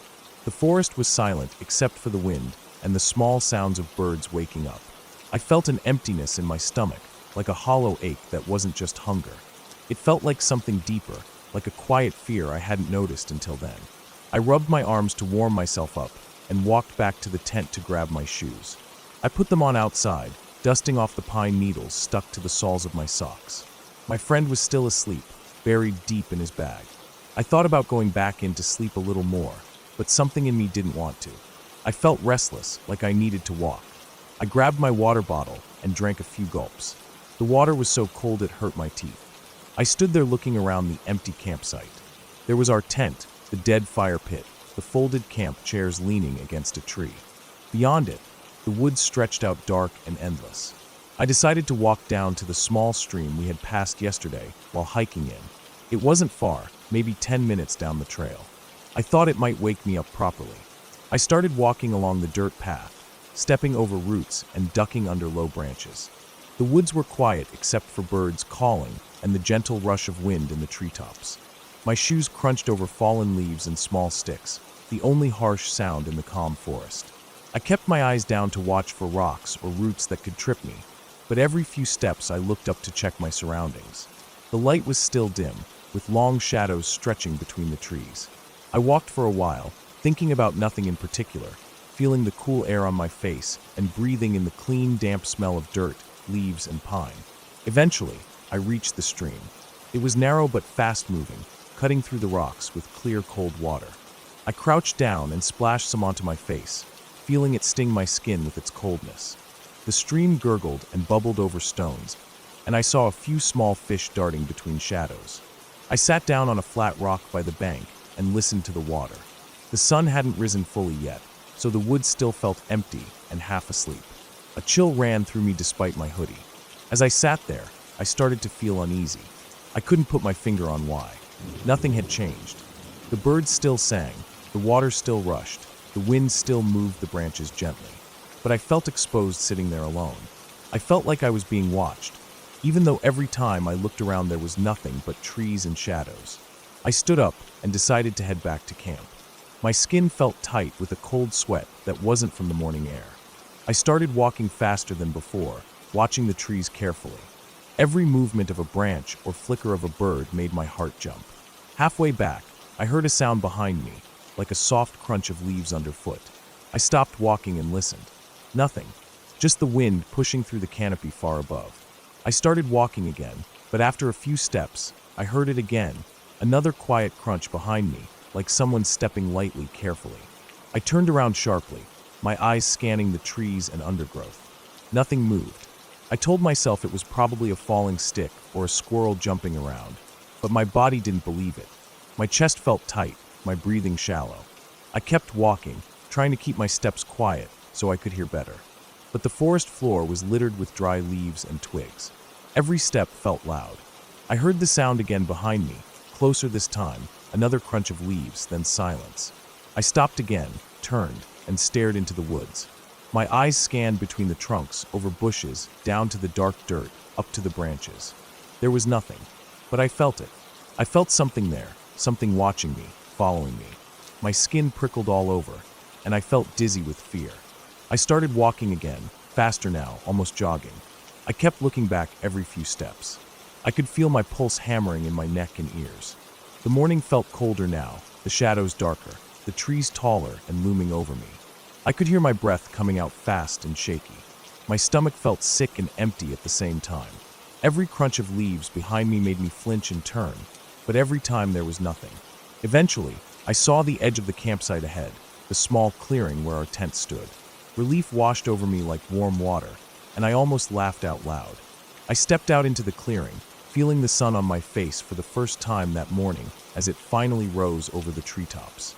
I turned around and looked back into the forest. The path I had just walked down looked empty, silent, and peaceful. I stood there breathing hard, my chest heaving. My hands were trembling. The tent was only a few meters away. I forced myself to turn and walk towards it. I sat down on the camping chair outside the tent, trying to calm my breathing. The morning air felt warmer now with the sun up, and I could hear more birds singing. I took another sip of water, my mouth dry. I sat there staring at the woods for a long time, my eyes scanning every shadow, every movement. Nothing happened. I told myself again and again that it was just my imagination. Maybe I was tired, maybe it was a squirrel or a deer stepping on leaves. But deep down, a small voice kept telling me I wasn't wrong, that something had been there. About an hour later, my friend woke up and climbed out of the tent, yawning and stretching. I didn't tell him what happened. I didn't want to sound crazy. We made breakfast, eggs and toast on the small camping stove, and packed up our things for a hike we planned later. The rest of the day passed quietly. We hiked, took photos, sat by the lake eating sandwiches, and watched the sun set behind the hills. But every time I stepped into the forest, every time the wind blew and leaves rustled, I felt that same tight fear in my chest. That night, as we sat by the fire, cooking sausages and boiling water for tea, I kept staring into the trees. The fire crackled and spat little sparks into the dark sky. My friend talked about the hike tomorrow, the route we'd take, how long it would be. I nodded and answered, but my eyes never left the woods. In the dancing firelight, the trees looked like tall black walls all around us. I felt trapped by them. Every little sound in the darkness made my muscles tense, waiting for something to step out. When we finally put out the fire and climbed into our sleeping bags, I lay there in the silent tent, listening. I could hear the forest alive outside. Insects chirping, wind moving leaves, small branches creaking and settling. I closed my eyes, but every time a leaf crunched or something moved in the undergrowth, my eyes snapped open and I stared at the dark ceiling of the tent, my ears straining. I lay like that for hours, my body stiff and aching, my mind spinning with fear and tiredness. Eventually, I fell asleep. I woke up before sunrise again. This time I didn't leave the tent. I lay there listening to the woods wake up, my bladder aching but my fear keeping me inside. I waited until the sun was up fully, and my friend woke up before I crawled out, feeling embarrassed by my own fear. We packed up camp that morning, folding the tent, brushing off dirt from the tarp, stuffing sleeping bags into their sacks. I kept looking around the clearing, feeling relief grow in my chest with every minute closer to leaving. When we finally hiked back to the car, I walked fast, my eyes always scanning the trees beside the trail. Every step away from that campsite felt lighter. When we reached the car, I threw my pack into the back seat and got in, slamming the door shut with shaking hands. As we drove away down the dirt road, I watched the forest disappear behind us in the rearview mirror. I still don't know what was there that morning. Maybe it was nothing. Maybe it was an animal just curious about me. But that feeling of being followed, that cold ache of fear in my chest, has never left me. Even now, whenever I think of that quiet dawn walk by the stream, I feel it again, that tightness in my stomach, that prickling on my skin, and the deep certainty that something was there with me, silent and unseen, watching from the shadows.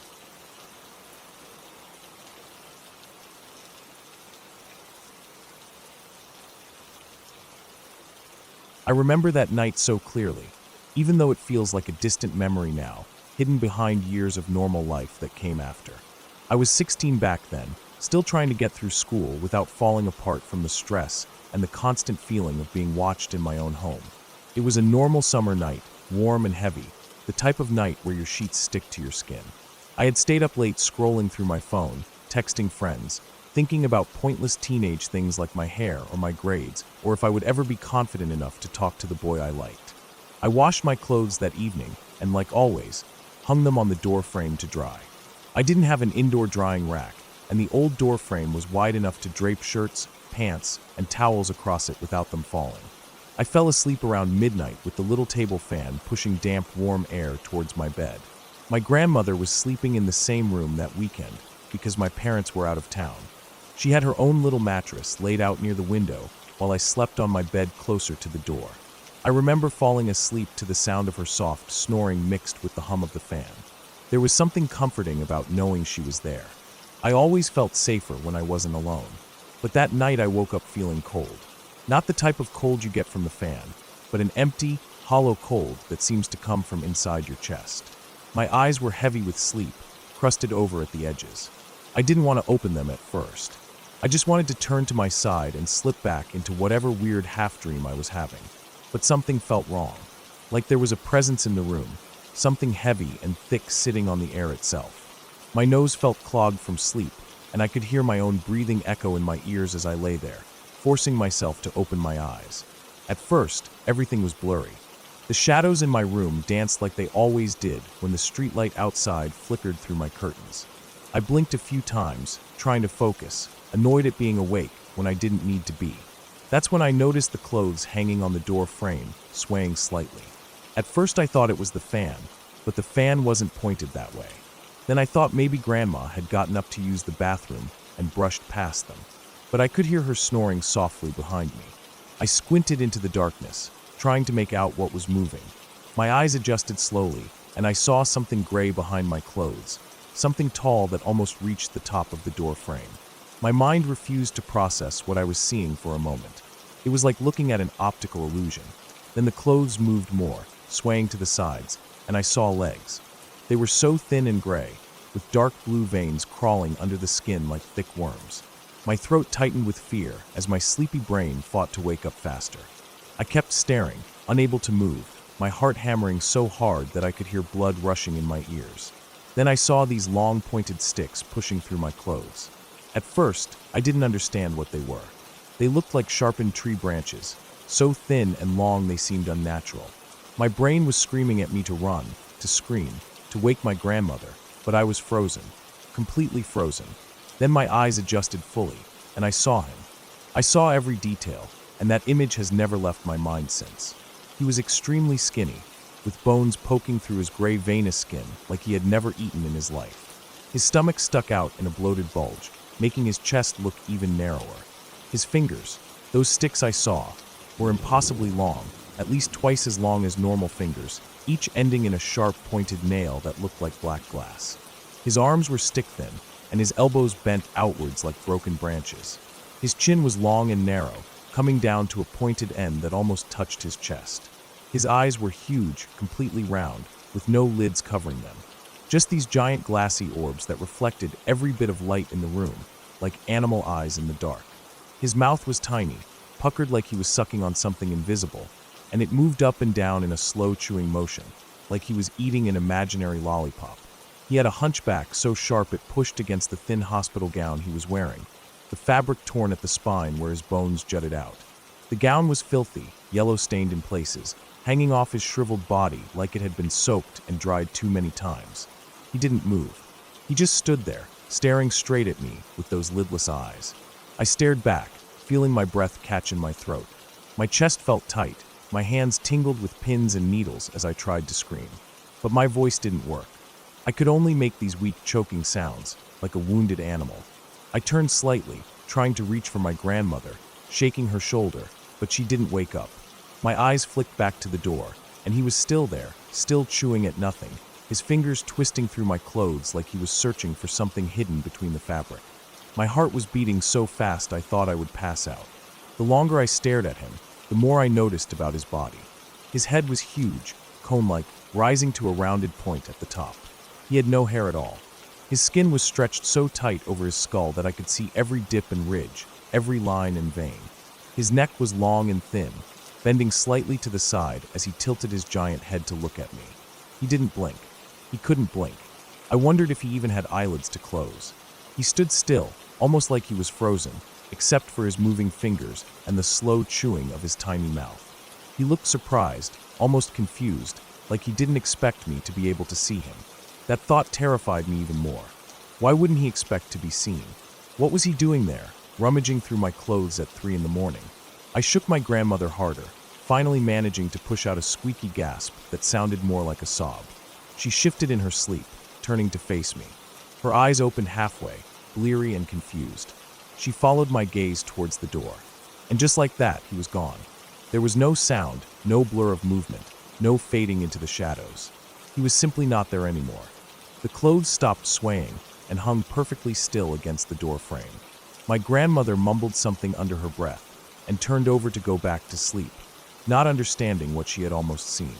I lay there for the rest of the night, wide awake, staring at the door, trying to make sense of what happened.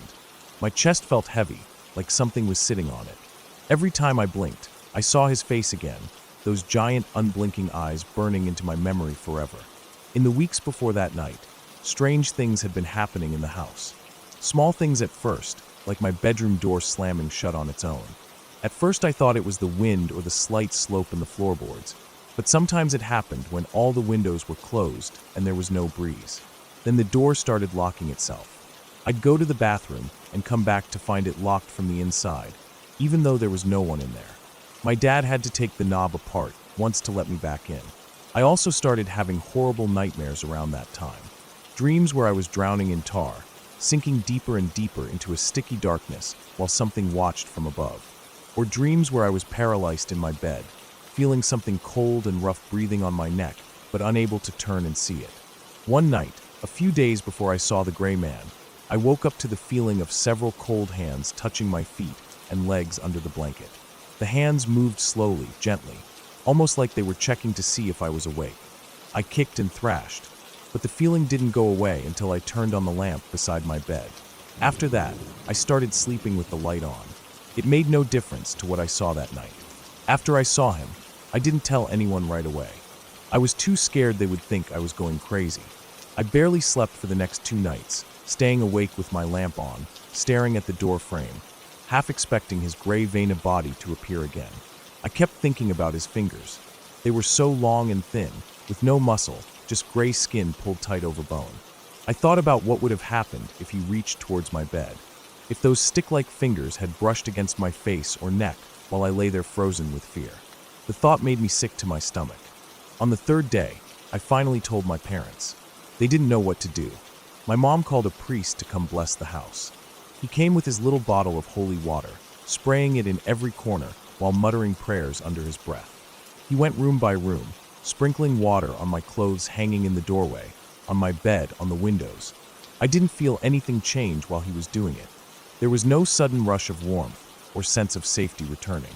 I just stood there awkwardly while he prayed, staring at the floor, feeling like I was going crazy. But after that, the strange things stopped happening. My door never slammed shut on its own again. I didn't feel hands touching my legs at night. The nightmares stopped.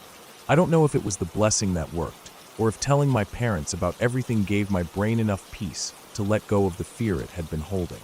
Sometimes I think I really saw something that wasn't supposed to be seen, something that moved through the house at night when everyone was asleep, confident that no human eyes could ever look directly at it. Other times I think I manifested it myself, that maybe my stressed-out teenage brain created something so real it felt like it was standing in front of me, rustling through my clothes in the dark. But I do know one thing for certain. I never sleep with the door open anymore. Even now, years later, as an adult, living in my own apartment with my own locked bedroom door, I keep it shut tight every night. Sometimes I wake up thinking about those fingers, or his giant lidless eyes staring at me from behind my clothes, wondering if he's still there, waiting behind some dark corner, surprised that I can see him. And every time that memory comes back to me, I pull my blanket up to my chin and remind myself that it doesn't matter if it was real or not. Because what I saw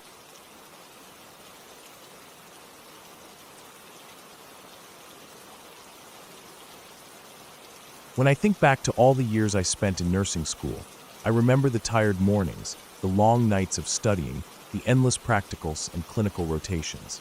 We were just students back then, learning everything by watching and doing under supervision. Some days felt like they would never end, and some memories faded over time like words on an old page. But there are a few days that stayed with me forever, burned into my mind so deeply that even now, after 20 years as a nurse, I can remember every single detail like it just happened. This story is about one of those days. It was during my final rotation. I was already exhausted before the shift even started. The morning was cold, and I remember the sky was a flat, dull gray, like a faded bedsheet hung across the world. I reached the hospital half awake, walking through the glass doors with my coffee in hand, feeling its warmth spread through my fingers. The halls smelled like they always did, a mix of disinfectant, old carpet, and that faint smell of sickness that clings to every hospital no matter how clean it is. That day I was assigned to a lady in her late 70s. Her name was written on the board above her bed. I won't mention it, but I remember it well. Her hair was white and thin, spread around her pillow like delicate threads. Her cheeks had sunken a little, but there was still a softness in her face, a kindness that made her look gentle even as she lay there, staring at the ceiling. She was awake when I went to check on her early in the morning. Her eyes followed me around the room. I felt like she wanted to say something, but her words never came out right. She seemed tired, like her body had run out of its last bits of energy, and only her mind was left drifting in the quiet room. During handover, I learned she had been admitted for heart failure. She had been clear about one thing for a long time. She didn't want to be resuscitated if anything happened. She was marked DNR on her chart. I remember feeling some kind of respect for that decision. I thought about how hard it must be to know that your life is at its end, and to make peace with it so deeply that you tell everyone not to bring you back if your time comes. As students, we read her file and listened to the nurse explain her history. She had lived a full life, had children, and now those children were the ones making decisions for her. Later that day, everything changed. She became altered, her awareness drifting in and out. She was restless. Sometimes her eyes would open, staring blankly at the ceiling tiles, and other times she slept so deeply it looked like she wasn't breathing at all. While we were busy checking her vitals and giving her meds, her daughter came in, followed by her son. They spoke to the nurse in charge. They had gotten power of attorney over her care. Their voices were calm, and there was a confidence in their eyes that I didn't quite understand. They decided to change her code status from DNR to full code. I remember feeling uncomfortable hearing this. Everyone on the floor knew that this was against their mother's wishes. But in the hospital, power of attorney is power. It's legal. It's final. We had to follow the children's decision. The shift continued as usual. I did vitals, charted check drips, and went from room to room with my preceptor. The day passed slowly. Hours felt heavy, ticking by like seconds trapped in thick honey. It was after lunch, maybe close to 2 in the afternoon, when everything suddenly changed. I had just finished checking a patient 2 rooms down when I heard the alarms go off. Those alarms were sharp, cold, and urgent. The kind of sound that made your blood run faster and your chest tighten. I rushed down the hall, following the code blue. Nurses were already gathered around her bed.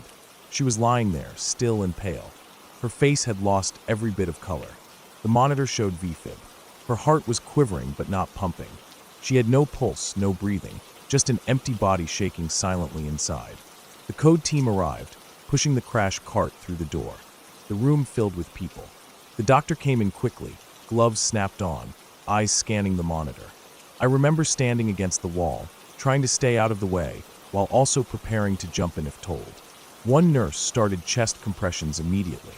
The sound of her hands pressing down on that small chest was something I can still hear if I think hard enough. It was steady and hard, the bed creaking under each push. Someone bagged her. The doctor got the defibrillator pads ready. Everything was happening in organized chaos, movements practiced and confident. The doctor called for a shock. He pressed the button on the defibrillator. The screen blinked, and then an error flashed. He tried again, adjusting the pads, checking the wires, making sure everything was connected properly. The machine refused to deliver the shock. Everyone's eyes darted to the screen, then to the doctor, then to the patient, and back to the machine. Time felt like it had stopped, but in reality, everything was moving fast. The nurse doing compressions kept going, sweat starting to bead on her forehead. Another nurse checked the leads again, pressing them firmly onto the lady's chest. The doctor tried a third time. The machine gave the same silent refusal, blinking its error message on the bright green screen. The room was filled with the sound of alarms, the beeping of the monitor, the deep mechanical breaths of the amber bag, and the rhythmic thump of compressions. For a moment, the doctor just stared at the machine. I could see the frustration and confusion in his face. These machines were checked every morning, sometimes twice a day. They always worked. Always. I had been in a few codes already, and I had never seen one fail to deliver a shock. It was unheard of. The doctor tried again, pushing the button harder, as if force would fix the problem. The machine did nothing. The lady lay there, chest rising and falling under the compressions, eyes half open but empty. Then her body began to fade. Her skin changed from pale to an ashy gray. Her lips lost their color completely. I watched her chest under the nurse's hands, saw how her ribs moved with each push, but she wasn't there anymore. I felt a coldness spread through me, like the walls of the room were shrinking in. It felt wrong to be forcing life back into a body that seemed so ready to leave. Finally, after a few more cycles, the doctor called it. The nurse stopped compressions. The room fell silent except for the alarms still beeping. Someone reached over and turned them off. I could hear my own breathing, the heavy sound of it echoing in my mask. The doctor looked down at her. I don't know what he was thinking, but there was a stillness in his face that told me he was shaken. Then something happened that I still think about even today. After they removed the defibrillator pads, packed up the crash cart, and covered her body with the thin white hospital blanket, the defibrillator was tested again before they left the room. The nurse pressed the button to check it. The machine worked perfectly. No error. No issues. Just the soft, steady beep indicating it was ready to shock again. Everyone just stared at it. The nurse testing it looked up at the doctor, and he just shook his head slightly, not saying anything. They rolled the cart out of the room, leaving behind a silence so deep it felt like it was pressing down on my ears. I stood there against the wall for a while, my legs feeling numb. I couldn't look at her. I kept staring at the floor, my eyes fixed on the tile pattern, trying to control my breathing. Later, I learned that the machine was checked again by the biomedical team. There was no malfunction. Nothing wrong with the wires, the leads, the battery, or the software. It was working perfectly. It had been working perfectly the day before, that morning, and every test afterwards. There was no explanation. No reason why it failed in that exact moment, when it was needed most. I walked out of her room feeling like my feet were too heavy to lift. The hallway seemed brighter somehow, but also empty. I went into the break room and washed my hands slowly, staring at the water swirling down the drain. I thought about her wishes, about how she didn't want to be brought back, about how her children made a choice that wasn't truly hers. I wasn't angry at them. I just felt sad, deeply sad in a way that made my chest hurt. For the rest of my shift, I couldn't shake the feeling that something much bigger was at work in that room. I didn't think it was supernatural or ghostly. I still don't. But there was something in that moment that felt final. It felt like a choice being honored, not by us, not by the hospital, not by her children, but by life itself. Like her body refused to come back, no matter what machines or people wanted. She wanted peace. And in the end, despite everything done to keep her here, she got what she wanted. I've seen so many deaths over the years, some peaceful, some violent, some so lonely it hurts to remember. But that lady's death stayed with me more than most. Even now, decades later, I can still see the blinking error message on that machine, the silent refusal to shock her back into a life she didn't want anymore. When I left the hospital that evening, the sky was still gray, but there was a slight hint of orange far away, like the sun was trying to set behind the clouds. The wind was cool against my face. I remember thinking about how fragile life is, how all the machines and drugs and efforts sometimes mean nothing when a person's spirit is ready to go. I sat in my car for a while before starting the engine, watching people walk in and out of the hospital doors, each carrying their own worries, their own stories, never knowing how life might end for them. I drove home slowly that evening, feeling quiet inside. I kept thinking about her face, about how calm she looked even as her body was failing. I thought about her children too, wondering if they ever felt guilty for changing her wishes, or if they truly believed they were doing the right thing. I'll never know. All I know is that the machine worked again after she left. It was as if her body itself rejected our attempts, refusing to be shocked back to pain. And somehow, in that small moment, I felt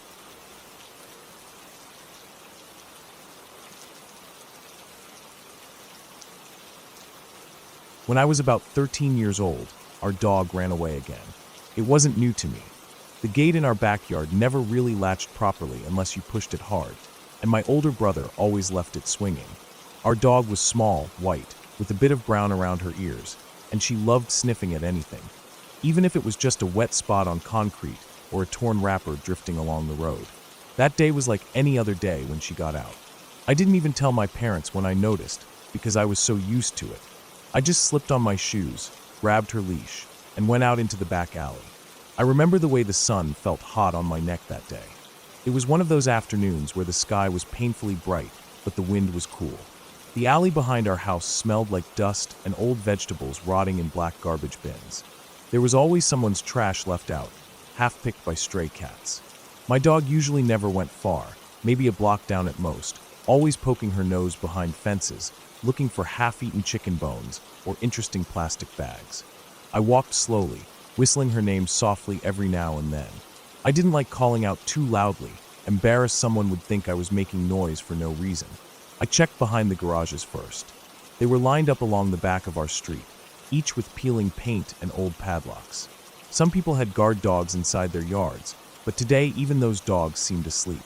I walked along the gravel, the rocks crunching under my shoes, kicking away bits of glass. My heart started to feel heavy in my chest after about 15 minutes. She wasn't there. I called her name again, louder this time, feeling the echo bounce back at me from the brick walls of houses. I crossed the road into the next alley. It smelled even worse there. Someone had thrown out an old carpet, and it was soaked with something dark and sticky. Flies buzzed everywhere, swarming it. I walked past it, holding my breath, and looked behind more fences, calling her name over and over again. I tried not to think about her getting hit by a car. I tried not to think about the dead cat I'd once seen flattened by the speed bump on our street. Its fur all stuck to the ground. I walked block after block, checking the same kinds of alleys, the same kinds of fences, the same dirty corners filled with weeds and empty soda bottles. After half an hour, my feet felt numb.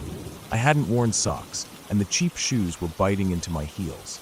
I remember looking down at my feet and seeing a bit of blood where my skin had rubbed raw. I felt like crying then. She'd never gone this far before. She never even left the alleys, always staying in the shadows behind houses, sniffing at overturned bins or barking at cats from a distance. I felt my chest tightening as I walked. My eyes started to sting. I wanted to give up, go home, and just wait for her to come back like she always did. But something in me felt wrong that day. Something felt too quiet. I don't know why. I just kept walking. I crossed another street, this time a busier one with cracked old asphalt and potholes filled with brown water. Cars drove past fast, their wind pushing against me as I crossed. I remember thinking about how my mom would be mad if she knew I crossed there without using the light. On the other side was an area I'd never really been to. It had townhouses, all lined up the same, with small square yards fenced off with tall wooden fences painted dark brown. The paint was peeling in places, the wood underneath turning gray and soft. It was quiet there. No kids were playing, no bikes laying around, no toys left out. Just silent square houses with curtains drawn shut. It felt lonely, like everyone had left at once. I almost turned back. My feet hurt so bad, my mouth felt dry, and I felt so tired all of a sudden, like someone had poured sand into my bones. I wanted to go home and lay down on the couch with a glass of water, staring at the ceiling fan spinning above. But then I saw it, a small movement behind one of those fences. Just a flicker of white through the gap between two boards. I froze. I held my breath and stared, waiting. Then I heard it. A sharp yip, like she always made when she was frustrated or scared. My heart jumped so hard it hurt my ribs. I ran up to the fence and pressed my face against the gap. There she was, my dog. She was muddy, her white fur all brown and dripping with something dark like wet soil. Her ears were back flat against her head, and she was tugging frantically at a metal chain attached to her collar. The chain was wrapped around a wooden post sticking out of the ground near the fence.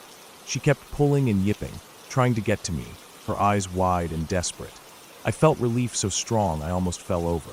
I thought maybe these people found her and tied her up so she wouldn't run away. I thought maybe they'd seen her wandering and wanted to keep her safe until someone came looking. I walked up to the front door, trying to calm my breathing, wiping the sweat off my forehead with my sleeve. I remember how the front steps felt rough under my feet. The doormat was worn down, just threads and rubber backing left. I pressed the doorbell once. I heard voices inside, muffled yelling or talking, then nothing. I waited, rubbing my foot against the edge of the step, then rang it again, pressing hard until the buzzing stopped. After a while, the door cracked open. A man stood there. He was old, maybe in his 60s, with thin hair combed sideways across his head and deep wrinkles around his eyes. His eyes looked dull and tired, and his face was oily, like he'd been sweating but hadn't washed. He wore a white undershirt with stains down the front. I felt my throat close up when I saw him. Something about him made my stomach twist. He stared at me without saying anything, just blinking slowly like he'd just woken up. I swallowed hard and tried to smile. My voice came out small and shaky. I told him about my dog, how I was so happy he found her, how I'd been looking for almost an hour. He just kept staring at me, blinking slowly, like he didn't understand the words. Then he said in a flat voice that they didn't have any dog there. No dog. Just like that. No emotion. No confusion. Nothing. Like he'd practiced saying it. I felt cold sweat run down my back. I said again that my dog was in his backyard, chained to his post. He frowned at me, deeper this time, like I'd insulted him. Then he said again, no dog here, and started to close the door. My heart started to pound so hard I could feel it in my fingertips. I shoved my foot against the door frame before it closed. My shoe left a black mark on the paint. I almost screamed at him then. I told him again louder, pointing towards his yard, telling him my dog was right there. I heard her start to bark frantically, a sharp, high bark that cracked the quiet street. He glanced in the direction I was pointing, then looked back at me. His eyes narrowed, and he made this disgusted grimace with his mouth, like he was annoyed he had to deal with me. He said, "Oh, that dog," in this bored voice, like he'd just remembered she existed. He didn't say anything else. He just closed the door without a word. I stood there frozen, staring at the brown door with peeling paint, feeling my chest rise and fall in shallow breaths. My eyes felt hot with tears, but I didn't want to cry in front of his house. I walked back around the fence, ready to climb over it if I had to. My hands were shaking so badly, I could barely grip the top plank. Then I saw him come out through the patio door. He stepped into the yard, walking slowly towards my dog. She backed away from him so fast she nearly fell over herself. Her tail was tucked so far under her belly, it almost touched her chest. Her ears were flat, and she crouched down low to the ground. He didn't even look at her. He just bent over, unhooked the chain, and walked over to the gate. He unlocked it and pushed it open with one hand, then turned and walked back inside without even glancing at me. The second the gate opened, she bolted out like a bullet. She ran straight into my legs, almost knocking me over. She was shaking so hard her collar rattled. I knelt down and scooped her up in my arms, feeling how her body trembled against mine, how her fur was soaked with dirty water and smelled like mold and fear. I buried my face into her wet neck and held her so tight I could feel her tiny ribs moving with every ragged breath. I didn't even look back at his house. I just turned and started walking home, feeling her little heart hammering against my chest. My shoes squelched with every step, the blood in my heels soaking into the fabric. My mouth felt dry and sour, and I swallowed over and over, trying not to cry. I walked all the way back the same way I came, block after block, my arms getting numb from carrying her, my shoulders burning with the weight. She didn't move the entire way. She just pressed herself into me, shaking, staring back over my shoulder the whole time. Every time I glanced back, she was staring at where we'd come from, her eyes wide and blank. When we got home, I set her down on the kitchen floor. She ran straight under the table and curled up so tight she looked like a pile of dirty laundry. My mom asked where I'd been, but I didn't answer. I just went to my room, shut the door, and sat on my bed staring at the wall for a long time, listening to the sound of her nails clicking on the linoleum as she moved under the table to hide. After that day, she never left the yard again, even when the gate was left wide open. Sometimes I'd find her sitting just inside it, staring out at the alley, but never stepping past the shadow line. Once I came home and found her sitting outside the gate, waiting patiently, her nose pressed against the wood, but she hadn't moved an inch past it. I still think about that man sometimes, about what would have happened if I hadn't walked those extra 6 blocks that day, about what he was planning to do with her or why he lied. I never told my parents what really happened. I didn't want to explain it. I didn't want to see them look at me with that same fear I felt. But I never forgot his face, the way he looked at me.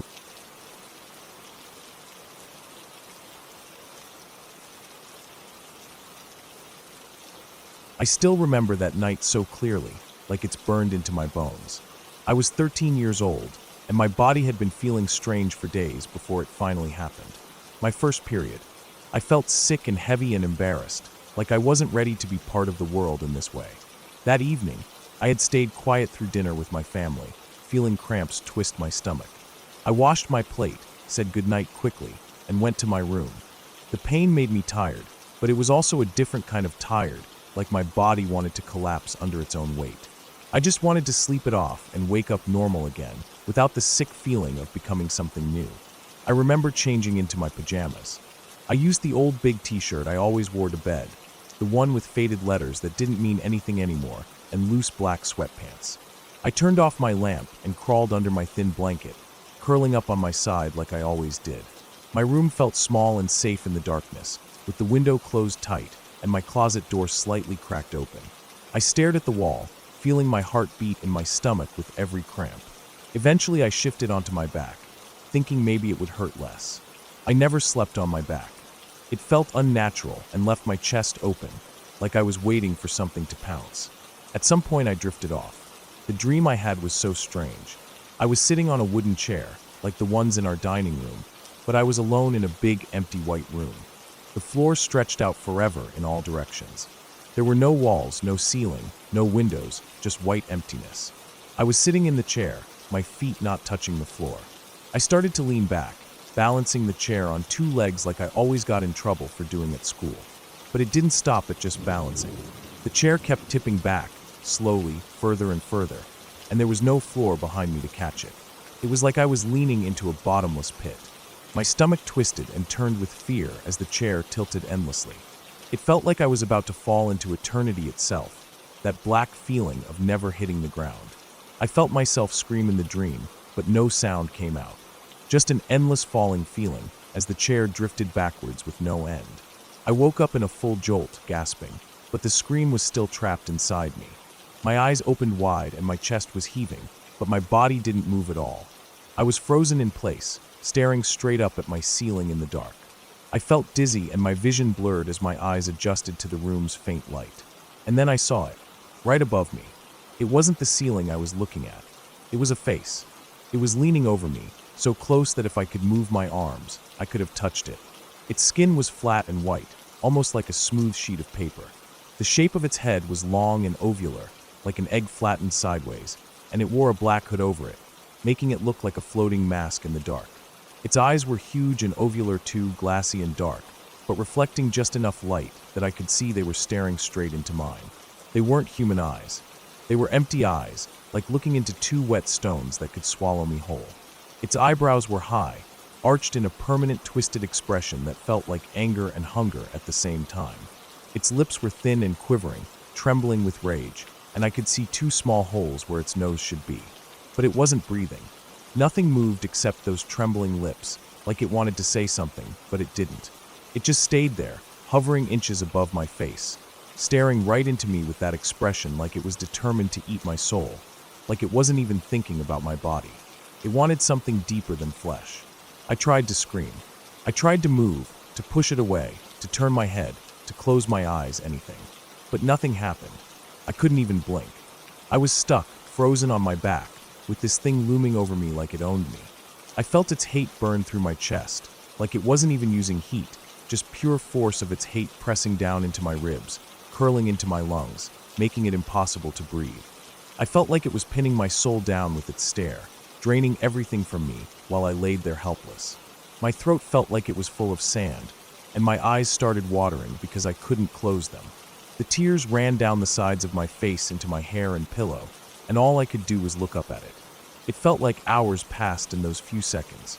I felt a shaking inside my bones, like every part of me was vibrating with terror, but my body still couldn't twitch. Then somehow, a tiny sound escaped me. Just a little whimper, like a mouse squeak in the corner of a room. As soon as that sound came out, its head pulled back so fast it blurred, and I saw its full height for the first time. It stood straight up at the foot of my bed. It was tall, taller than anyone I had ever seen, so tall that its hood almost touched the ceiling. Its body was covered in a black cloak that didn't show any shape. It was thin, though. I could tell by the way the fabric hung straight down in empty folds. Its long arms were hidden, but I felt like they were hanging by its sides or pressed close to its chest under the cloak. I couldn't look away. It started pacing back and forth at the foot of my bed. Slow, careful steps, like it was thinking hard about what to do with me. Its eyes never left mine. I could feel them on me, hot and heavy like two burning coals pressing into my skin. I could see the frustration in its eyebrows, the way they stayed arched high with anger, like it was trying to reach me through some force field that kept it away. I felt its hate pour across the room in waves, like a starving tiger that could see its prey but couldn't break through the glass to get it. Every time it turned to pace back the other way, the cloak swayed, and I could see it had no feet, just blackness that blended into the shadows of my floor. I stayed frozen, my back glued to the mattress, my arms stiff by my sides, staring at it. The longer it paced, the angrier it seemed to get. Its quivering lips curled back like it was snarling, though no teeth showed. Its eyes were wide open, never blinking, unbreakable eye contact as it moved. My chest felt crushed with fear, my lungs burned from shallow breaths, and my body trembled with an invisible vibration I couldn't control. Then it stopped pacing. It turned its whole body to face my closet. The door was open just a few inches, showing only darkness inside. It leaned forward, folding down like it was collapsing into itself, and it slipped into the crack of the closet door without touching it. I watched as it disappeared inside, but its face didn't vanish with the rest of its body. It stayed visible in the darkness of the closet, staring back at me through the tiny opening. Its glassy eyes still locked on mine, its expression still twisted with hate and frustration. Its body was gone, but its head was there, peeking out, quivering with that same rage. I didn't know how long I laid there staring back at it. Minutes felt like hours, and I couldn't blink or look away. Eventually, slowly, its face started to fade into the shadows, like smoke drifting into darkness, until there was nothing there at all. The closet was just a closet again, silent and black with my old clothes hanging inside. But I didn't move. I couldn't move. My body was still locked with fear, and my eyes burned from the dryness. I kept staring at that crack in the door, waiting for the face to come back out. Finally, after what felt like my whole life passed, I forced my arm to twitch. Then my other arm. Then my legs. I sat up slowly, my heart pounding so hard I could hear it in my ears like thunder. The room felt different now, like the air was thicker and heavier. I turned on my lamp with a shaking hand, and the sudden light felt so harsh that it made my eyes ache. But I didn't care. I sat there on my bed, with the lamp on, staring at my closet for the rest of the night. I didn't sleep again. I couldn't. Every time I closed my eyes, I saw its face leaning over me again, feeling its hate pressing down into my chest. I felt like I had lost something that night, like a part of my childhood was eaten away by that stare. When the sun finally rose, I got out of bed with my legs wobbling under me. I left my bedroom light on and went to the living room, turning on every lamp and ceiling light I could. I sat on the couch with my knees pulled to my chest, staring at the TV that wasn't even on. I sat there for hours, numb and silent, until my parents woke up. I didn't tell them anything. How could I? What words were there for something like that? For years I told myself it was sleep paralysis. That was the only thing that made sense. The doctor explained to us in biology class that sleep paralysis was when your body woke up before your brain released it from sleep chemicals. That people saw shadows or monsters because their brains were still dreaming while their eyes were open. I clung to that explanation like a rope in the dark, telling myself over and over again that it was normal, that it was just a bad dream mixed with being awake. That science could explain everything I saw, that the hate I felt wasn't real, that the way it looked at me wasn't real. I tried to believe it. It helped me sleep again, though I never slept on my back after that, and I never left my closet door open again, not even an inch. Then one day, years later, when I was in high school, I made a new friend. She was quiet, kept to herself, but one afternoon while we were eating lunch together, she told me something. She said she had trouble sleeping at night because of something she saw when she was younger. She said she woke up one night and saw a figure standing in her living room by the kitchen. It was staring at her, its big eyes locked on hers, and it raised a thin hand to beckon her forward. She said she thought she was hallucinating, but when she looked away and looked back, it was still there, not moving, not fading. She described it as wearing a black cloak, with a white flat face, big glassy eyes, and thin lips that looked angry. Her voice trembled as she spoke, and my heart dropped into my stomach. I told her I saw something like that too.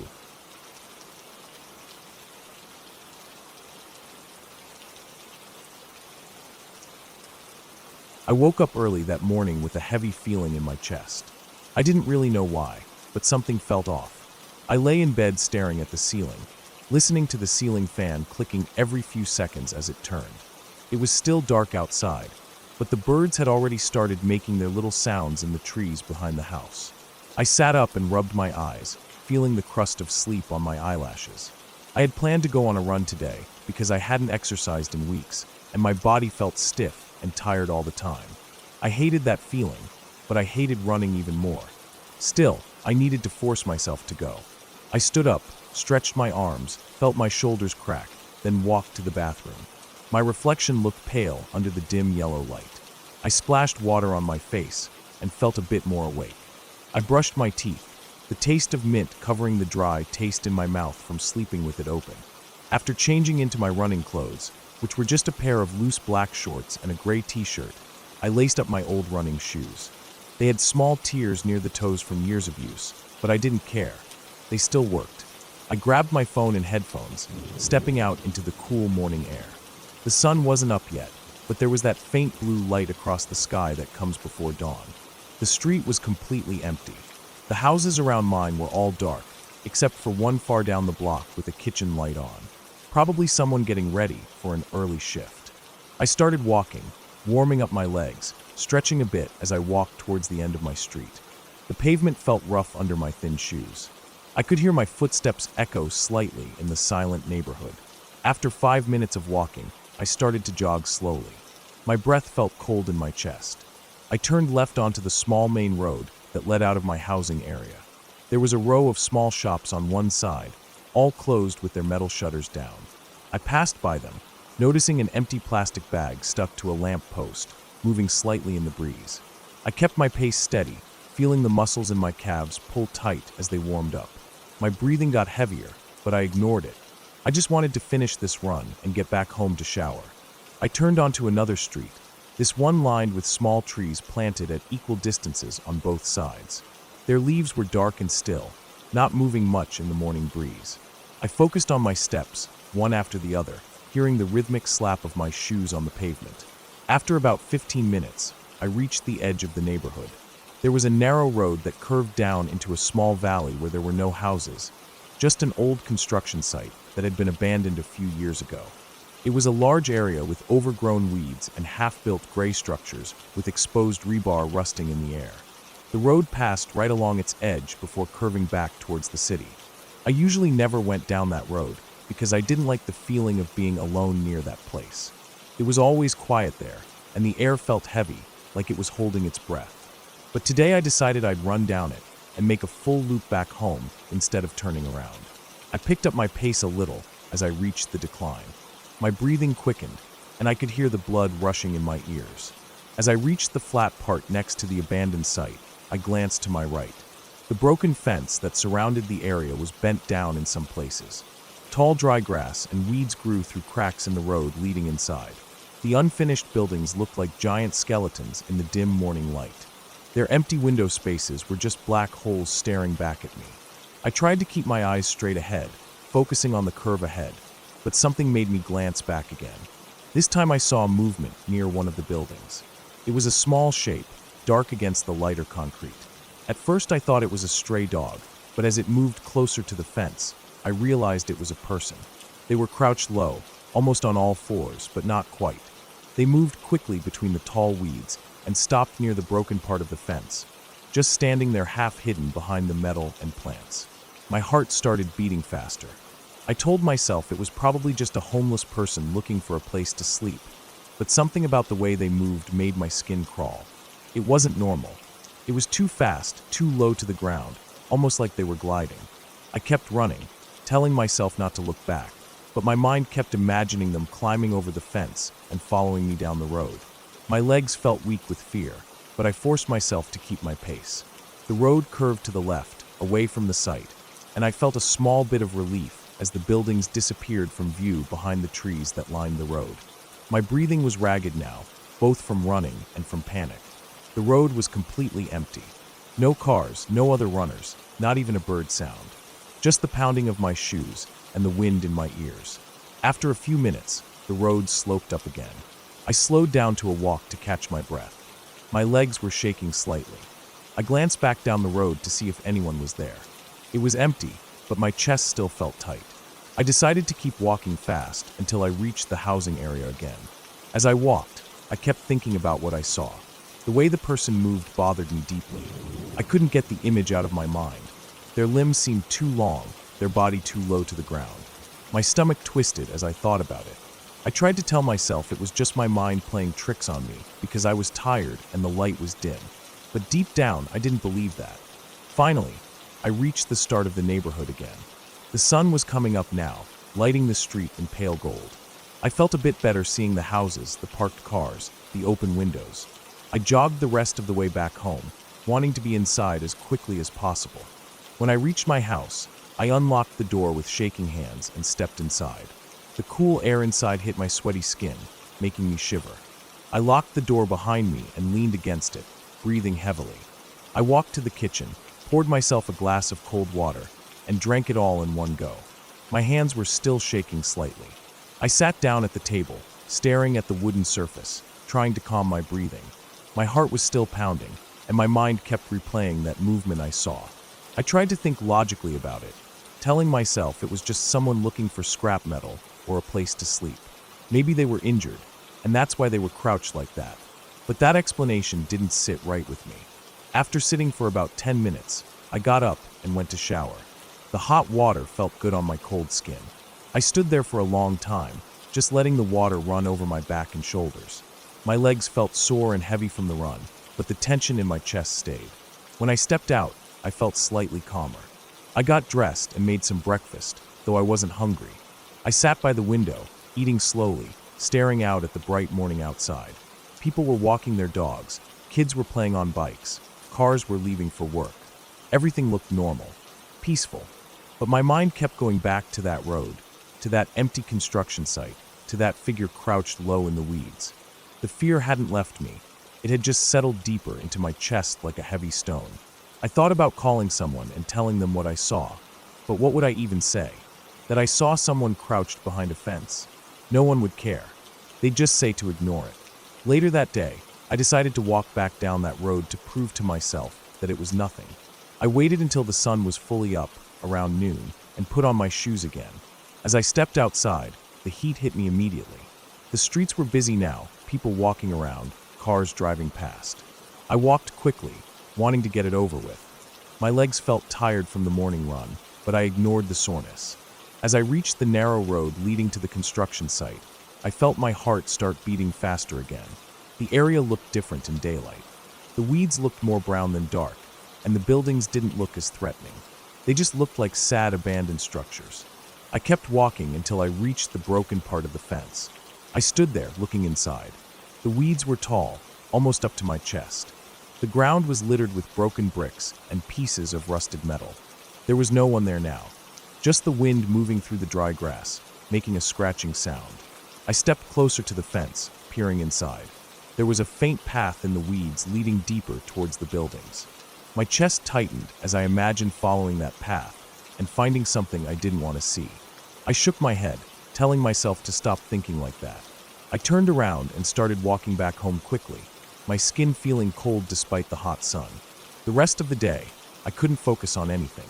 I kept glancing out the windows, checking the locks on my doors.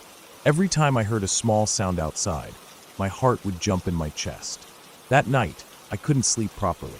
I kept waking up every hour, listening for sounds outside my window. I didn't hear anything, but the silence felt heavy and thick, almost louder than noise. For the next few days, I avoided running down that road.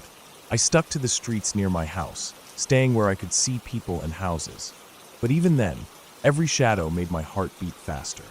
Every small movement in the corner of my eye made my body go stiff with fear. I felt like I was being watched all the time, like someone was waiting for me to let my guard down. A week later, I heard from a neighbor that a woman was attacked while walking near that abandoned site. She was walking home from work in the evening when someone grabbed her and tried to drag her inside. She fought back and screamed, and a passing motorcyclist saw them and stopped, scaring the attacker away. She was bruised but managed to get away alive. The police started patrolling the area after that, and the news spread quickly in the neighborhood. Everyone was talking about it for days. When I heard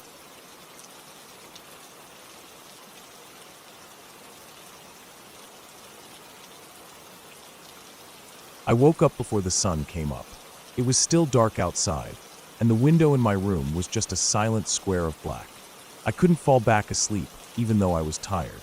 My eyes felt heavy, but my chest felt tight with something I couldn't explain. I lay there listening to the quiet hum of the ceiling fan, thinking about the day ahead. I had to drive out to the construction site early. We were working on laying a new foundation for a small office building near the edge of town. It was the kind of job that took weeks, but paid well if you showed up on time and didn't complain about the heat. I pulled myself out of bed and stood by the window for a minute, looking out into the yard. There wasn't much to see. Just the big tree near the back fence, its branches hanging low, and the grass dark with dew. My boots were by the door where I left them last night. I pulled them on, tied the laces tight, and grabbed my thermos from the kitchen counter. I poured coffee into it, spilling some onto my fingers. The hot splash woke me up a little more. I wiped it on my jeans and left the cup in the sink. Outside, the morning air was cool and smelled of dirt and damp leaves. I unlocked my truck and sat inside for a while with the engine running, letting the heater blow out warm air into the cold cab. The radio was off. I didn't feel like hearing voices or songs this early. I pulled out of the driveway and turned onto the main road. There were no cars yet. The streetlights were still on, casting orange circles of light on the empty asphalt. When I reached the outskirts of town, I turned off the paved road onto the gravel path that led to the site. The tires crunched and rattled on the stones. My headlights lit up the edges of the path where weeds and small bushes grew tall. I drove slow, careful not to hit any hidden dips or potholes. After about 10 minutes, I reached the clearing where the crew usually parked their trucks. No one was there yet. I checked the time on my phone. 5:07 a.m. I was earlier than I thought. I stepped out with my thermos and leaned against the hood of my truck. The sky was slowly turning from black to deep blue, and I could see the shape of the trees at the edge of the clearing. I drank my coffee and tried to enjoy the quiet. I knew it wouldn't last. Soon the other guys would come with their engines roaring, music blasting from open windows, loud greetings that felt like too much noise for mornings like this. I walked around the site a bit. The ground was uneven with packed dirt, rocks, and piles of gravel. Wooden frames were set up for the concrete pours later this week. I checked around to make sure no animals had wandered in overnight. Sometimes stray dogs came in looking for scraps, or raccoons dug around the trash pile. As I reached the edge of the clearing, I noticed a faint trail leading into the woods. I'd seen it before, but never cared to walk down it. It was just a thin path, barely wide enough for a person, winding between the trees. The ground there looked soft and dark with fallen leaves. For some reason that morning, I felt like walking down it. I don't know why. Maybe I just wanted to waste time until the others arrived, or maybe the quiet pulled me in deeper. I stepped onto the trail and moved slowly between the trees. Branches scratched lightly against my jacket. The air felt colder under the thick cover of leaves. I walked for a while, just listening to the crunch of my boots on the fallen leaves and twigs. The smell of wet earth grew stronger.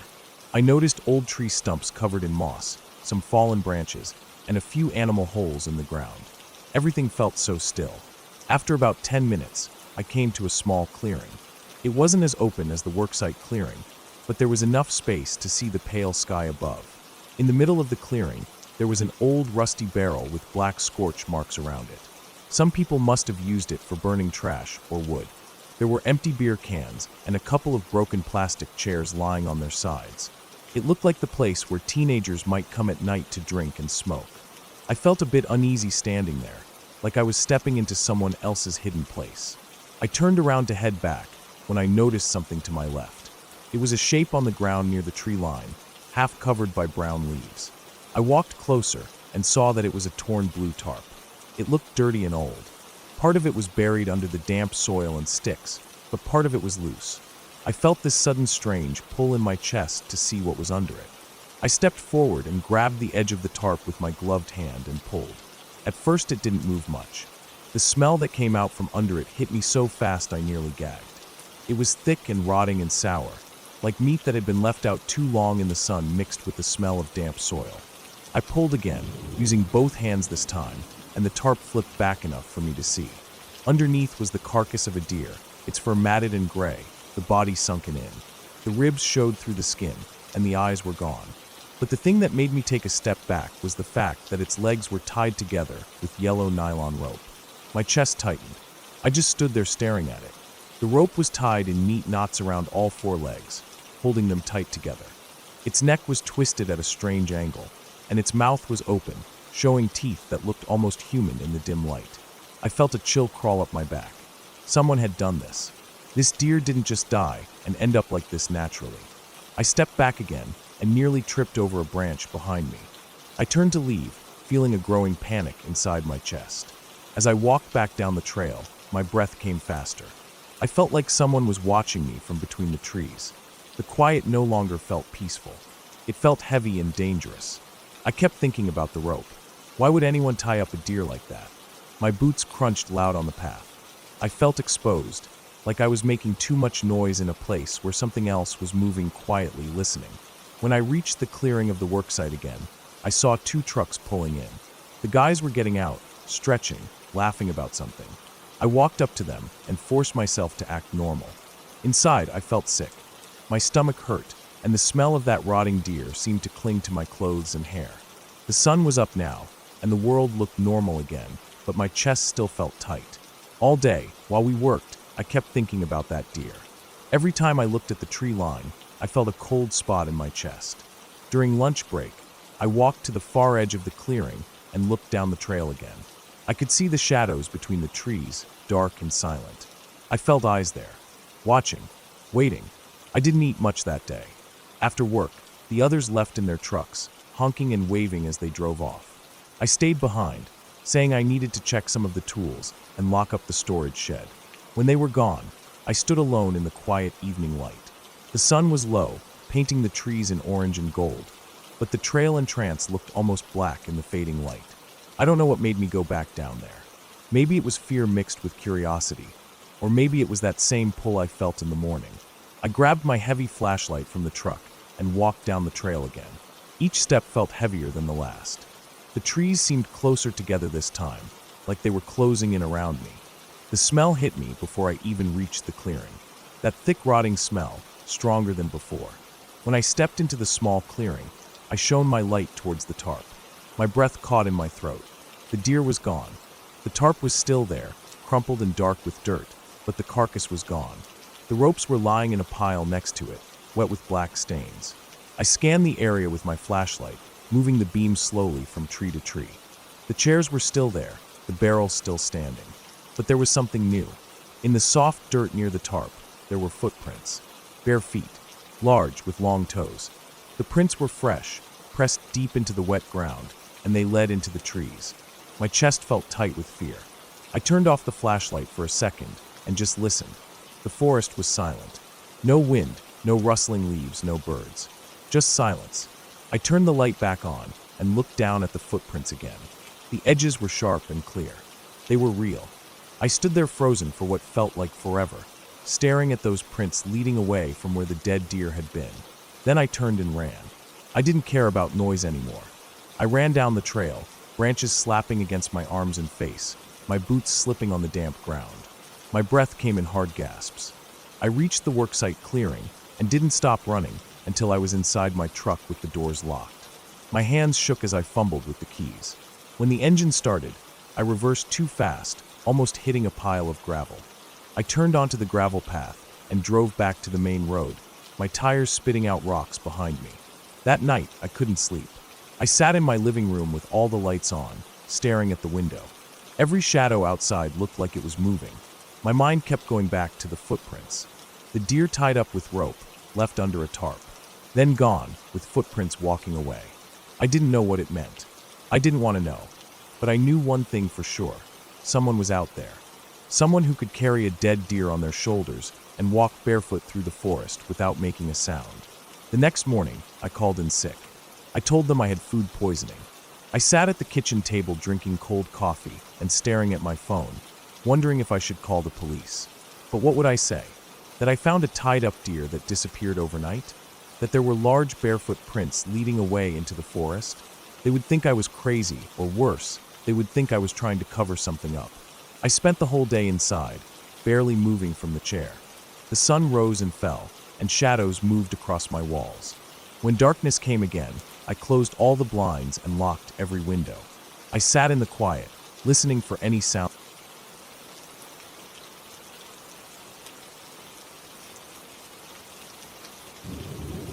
I woke up before sunrise that day. The air felt heavy when I stepped out of my room. The hallway was dark, and I could hear the fridge humming in the kitchen. I put on my shoes, grabbed my old backpack, and walked out the front door as quietly as I could. The sky was dark blue, almost black, and the streetlights were still on. I had decided to go for a long walk in the countryside, far past the edge of town, to clear my head. I didn't tell anyone where I was going, because I felt like being alone for the day. I felt restless, and my chest felt tight since last night. I thought walking under the open sky would help me calm down. I crossed the empty road and walked down towards the fields. The first birds were waking up. Their sounds felt soft in the cold morning. I kept my head down as I walked through the dew-covered grass. My shoes were soaked within 10 minutes, but I didn't care. I just kept going. I climbed over an old wooden fence into a cow pasture and walked along the fence line. The ground was uneven with hidden holes and patches of thick mud that sucked at my shoes. As the sun started rising, a golden line spread across the horizon, and I felt a little better seeing the light. I walked for almost an hour without stopping. My legs felt strong, and the cold wind on my face felt good. I reached the edge of the pasture, where a dense line of trees stood like a black wall. This was the start of a large forest that spread out for miles. People often went there for hunting or camping, but I didn't plan to go deep inside. I just wanted to walk along the edge and maybe sit by the trees for a while before heading back. I climbed through a gap in the barbed wire and stepped onto the thick layer of fallen pine needles and dry leaves. The smell of trees, wet earth, and moss was strong in the cool air. I walked along a faint trail covered in sticks and old leaves. Birds flew overhead, making the branches sway. I kept my head down, watching the ground to avoid twisted roots and holes. The forest felt empty. I liked that feeling. It was peaceful in a way. After walking for a while, I sat down on a fallen tree trunk. It was damp and covered in patches of green moss. I put down my backpack, took out my water bottle, and drank slowly. I watched the sun filtering through the trees, making patterns on the ground that shifted with the wind. I sat there for a long time, just listening to the wind and birds. Then I heard a sound behind me. It was soft, like a footstep on leaves. I turned quickly, but there was nothing there, just trees and bushes. I waited, listening hard, but I heard nothing else. I felt my chest tighten again, but I told myself it was just a squirrel or a bird hopping on the ground. I picked up my backpack and started walking again, deeper into the trees this time. The trail became rough and uneven. I stepped over fallen branches and ducked under hanging dead vines. After about 15 minutes, I reached a place where the trees opened up into a small clearing. The grass here was long and wild, mixed with thorn bushes and nettles. In the center of the clearing, there was an old rusted water tank lying on its side. It looked like it had been there for decades. Plants had started to grow around and inside it. I walked up to it and touched the cold metal surface. My fingertips left streaks in the thick layer of dirt. I felt a strange chill even though the sun was shining on my face. I decided to sit down again, leaning against the water tank. I took out a small sandwich I had packed, but I didn't feel hungry anymore. I put it back and drank some water instead. The clearing was silent except for the wind moving the long grass. Then I heard another sound. This time it was clear, the sound of dry grass being crushed underfoot. I held my breath and listened carefully. It came from the other side of the water tank, maybe 15 feet away. My stomach tightened, and I felt my skin go cold. I turned my head slowly, but I couldn't see past the curve of the tank. I stood up quietly, trying not to make any noise. My legs felt shaky. I didn't know why I felt so afraid, but something about the sound felt wrong. It didn't sound like an animal. I slowly walked around the tank, keeping my steps as light as I could. When I reached the other side, there was nothing there. Just the tall grass swaying in the wind. I stood there, staring at the grass, waiting for another sound. Then I noticed something that made my heart pound harder. In the grass, there was a narrow, flattened path, like someone had walked through it just now. The path disappeared into the trees on the other side of the clearing. I felt my mouth go dry. I tried to swallow, but my throat felt tight. I stood there for what felt like minutes, staring at that path. Finally, I decided I didn't want to be here anymore. I turned and walked back towards the trail I had come from. My hands were sweating even though the wind was cold. I kept looking over my shoulder as I walked. The feeling that someone was there stayed with me the whole time. When I reached the trail, I started walking faster. My steps crunched on the fallen leaves and twigs, and each sound felt too loud in the silent forest. After walking for about 5 minutes, I realized something was wrong. The trees around me didn't look familiar. The trail seemed wider, and there were no fallen logs like the ones I had stepped over earlier. I stopped and looked around. My chest felt tight again, and my breathing became quick and shallow. I turned around to go back the way I came, but after a few steps I saw nothing familiar. Every direction looked the same, dark trees, thorn bushes, and patches of light from the sun. I felt panic rising in my chest. I tried to calm myself down, telling myself to think clearly. I decided to keep walking in one direction. I picked a spot where the sun was shining through the trees and headed that way, thinking it would eventually lead me out of the forest. As I walked, the ground became rougher. There were thick roots sticking out and holes hidden under dead leaves. At one point, my foot slipped into a hole and I fell forward, scraping my knee and the palm of my hand on a sharp rock. The pain shot up my leg and arm, but I didn't stop. I got up quickly, brushing dirt and dried leaves off my jeans, and kept walking. My breathing was loud in my ears, and my heartbeat felt like it was shaking my whole body. I walked for what felt like half an hour without seeing anything that looked familiar. The sun had moved higher, and I could feel its heat on my back. I felt sweat running down my neck, and my shirt was sticking to my skin. I stopped to drink water, but my bottle was almost empty. I put it back in my bag and kept walking, pushing through thorn bushes that scratched my arms and caught on my clothes. My jeans were covered in dust and small pieces of dry grass.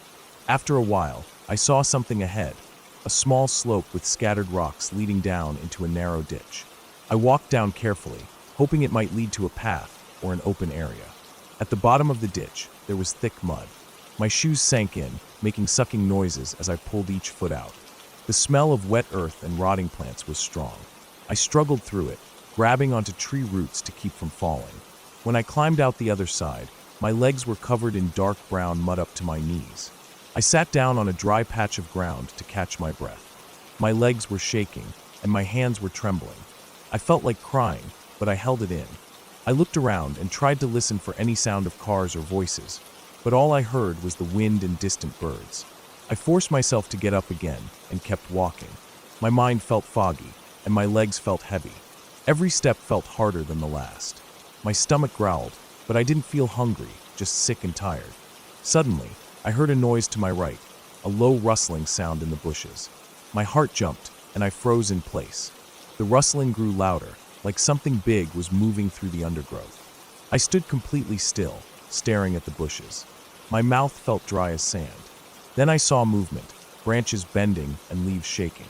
I backed away slowly, trying not to make noise. My feet crunched on the dry twigs, and the noise in the bushes stopped for a second, then started again, this time moving towards me. I turned and ran. My shoes slipped on the loose dirt and leaves. I could hear the sound behind me getting closer, branches breaking, leaves rustling, something heavy moving fast. My lungs burned with each breath, and my chest felt like it was about to burst. I didn't look back. I just ran, dodging trees and jumping over fallen branches. My backpack bounced against my back with each step, and the straps dug into my shoulders. After what felt like forever, I burst out of the trees into another clearing. I stopped, gasping for air, and looked around quickly. This clearing was smaller than the last one, with shorter grass and a few scattered rocks. The sound behind me had stopped. The forest was silent again, except for my ragged breathing. I bent over, resting my hands on my knees, trying to catch my breath. Sweat dripped from my forehead onto the dusty ground. I stood up straight and looked around. At the far end of the clearing, I saw something that made my chest fill with hope. There was an old wooden fence running along the tree line. Beyond it, I could see the open field and far in the distance, a road. I felt tears fill my eyes. I ran towards the fence, stumbling over rocks and roots. When I reached it, I grabbed the top rail and pulled myself over. My muddy shoes slipped, and I scraped my shin on the rough wood, but I didn't care. I landed on the other side, almost falling, but I kept my balance. I stood in the open field, breathing hard, looking back at the dark trees. The sun was high now, and the heat felt strong on my skin. My clothes were covered in mud, dirt, and sweat.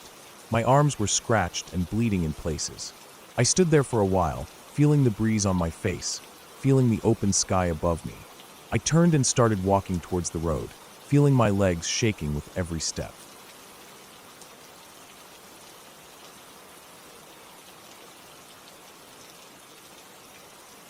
I woke up that morning feeling heavy and slow. My body didn't want to move from the bed, but I had to get up because I was supposed to meet my friend Jason for a run around the lake. I sat on the edge of my bed, rubbing my eyes for a while, trying to wake up properly. My room felt stuffy and warm, so I opened the window. Outside, the sky was cloudy and gray, and the air smelled damp, like it might rain later. I didn't want to run, but I knew I had to. I pulled on my old black joggers and a plain white t-shirt, grabbed my running shoes from under the bed, and put them on. I looked at myself in the mirror. My hair was messy, and I had dark circles under my eyes, but I didn't care. I tied my laces, grabbed my phone and headphones, and went downstairs. The house was quiet. My parents were already at work, and my little brother was still sleeping. I drank a glass of water, then left the house. The air outside felt cool and heavy, and the wind carried a damp smell of dirt and grass. I put my headphones on, played some music, and walked to the corner where Jason always waited. But when I got there, he wasn't there. I checked my phone and saw a message from him saying he couldn't come because he was feeling sick. I stood there for a while, thinking about going back home, but then I thought I should run anyway since I was already out. I crossed the street and walked down the path leading to the lake. The lake was surrounded by trees, thick and dark even in daylight. The path circled the whole lake, and parts of it went through the woods. I walked for a bit to warm up, feeling the gravel crunch under my shoes, then started jogging. My breathing felt heavy at first, but after a few minutes, I found a rhythm. I passed a couple walking their dog. The dog barked at me, but I didn't pay attention.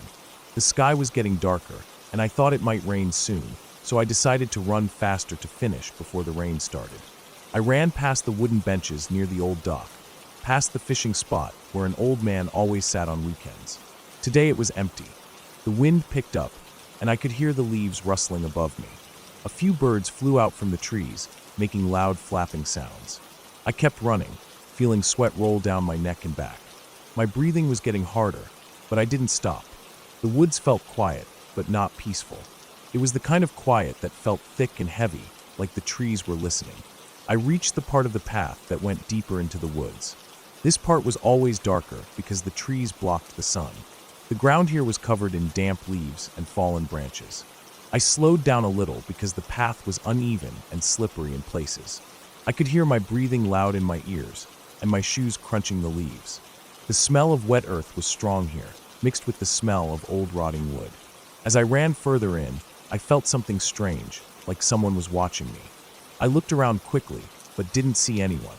I kept running, but the feeling didn't go away. My heart was beating fast, and not just from running. I started to hear something behind me.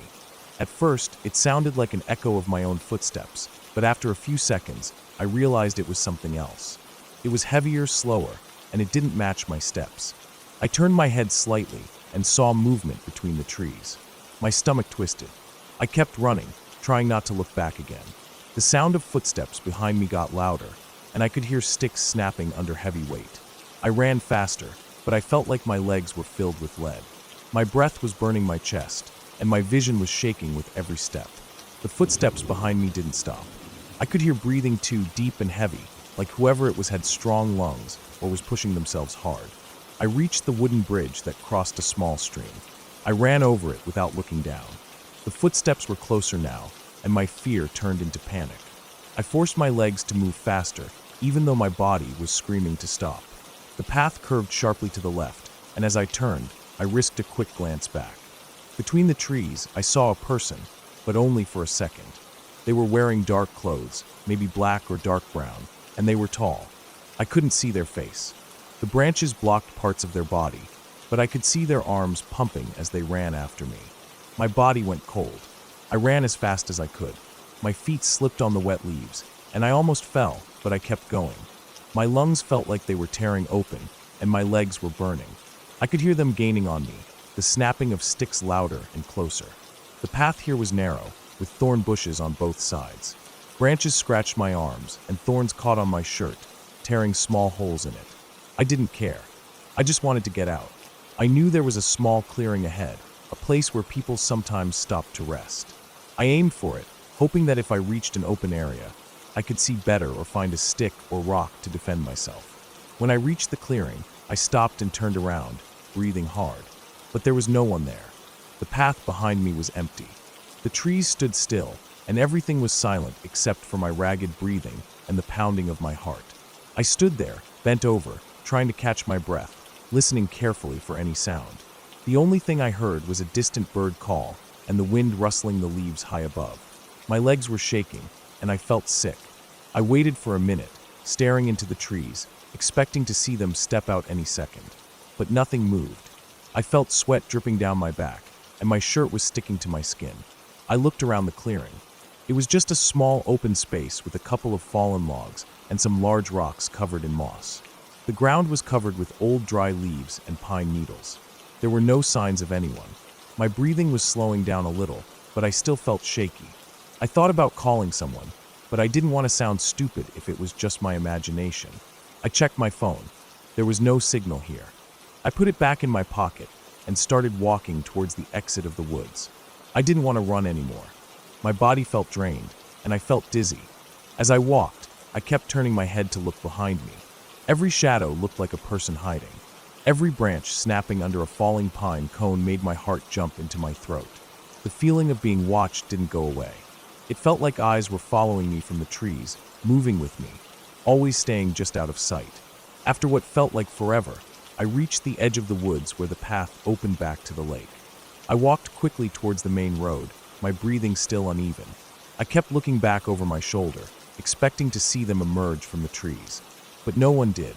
The lake looked calm, the water dark under the cloudy sky. A few ducks were floating near the reeds, and the wind was making small ripples on the surface. I stood there for a while, staring at the lake, trying to calm myself down. I started walking home, feeling the sweat dry on my skin, making me feel cold and sticky. My legs felt weak, and my chest still hurt from breathing so hard. When I finally reached my street, I felt a bit safer, but the feeling of being watched still followed me like a shadow. I walked up to my house, unlocked the door, and went inside. The quiet felt comforting for a moment. I took off my shoes and went straight to the bathroom. I splashed cold water on my face, staring at myself in the mirror. My eyes were bloodshot, and my skin looked pale. I went to my room, closed the curtains, and sat on my bed. My body was shaking a little, and I felt cold. I wrapped myself in a blanket and sat there for a long time, listening to the sound of the ceiling fan. I kept thinking about what I saw in the woods. I tried to tell myself that it was just another runner, someone who happened to be there at the same time. But deep down, I knew it wasn't that. They weren't running on the path. They were moving between the trees, keeping to the shadows, and their footsteps were heavy, not like someone out for a jog. Later that day, when my parents came home, I didn't tell them anything. I didn't want them to worry or tell me not to run there again. I just stayed quiet, eating dinner without tasting anything, nodding when they asked me questions about my day. That night, I couldn't sleep properly. Every time I closed my eyes, I saw that figure between the trees, running after me. I kept hearing the footsteps in my head, getting closer and closer. The next morning, I woke up feeling tired and scared. I decided not to go running that day. I spent the morning cleaning my room, trying to keep my mind busy. But around noon, I started feeling restless. I kept thinking about what happened and wondering if I had imagined it. Part of me wanted to go back there to prove to myself that it was nothing. So I put on my shoes again, grabbed a jacket this time because it was colder, and left the house. I walked slowly towards the lake, feeling my stomach twist with every step. When I reached the path, I stood there for a while, looking at the entrance to the woods. It looked the same as always, dark and quiet. I took a deep breath and started walking. The path felt different today. The trees looked darker, and the shadows looked deeper. Every sound felt louder, like the woods were amplifying it. My footsteps crunched on the gravel, and birds chirped somewhere high above. I walked past the benches, past the dock, and towards the part where the path went deeper into the woods. My chest felt tight, and my breathing was shallow. I walked slowly, looking around carefully. The smell of wet earth was strong again, mixed with pine and old leaves. I reached the clearing where I had stopped yesterday. I stood there, looking around. Everything was quiet. I didn't see any footprints or broken branches, nothing to prove that someone was there yesterday. I walked around the clearing, checking the ground, but it was just leaves, dirt, and small plants. My heart was beating fast, and my hands felt cold.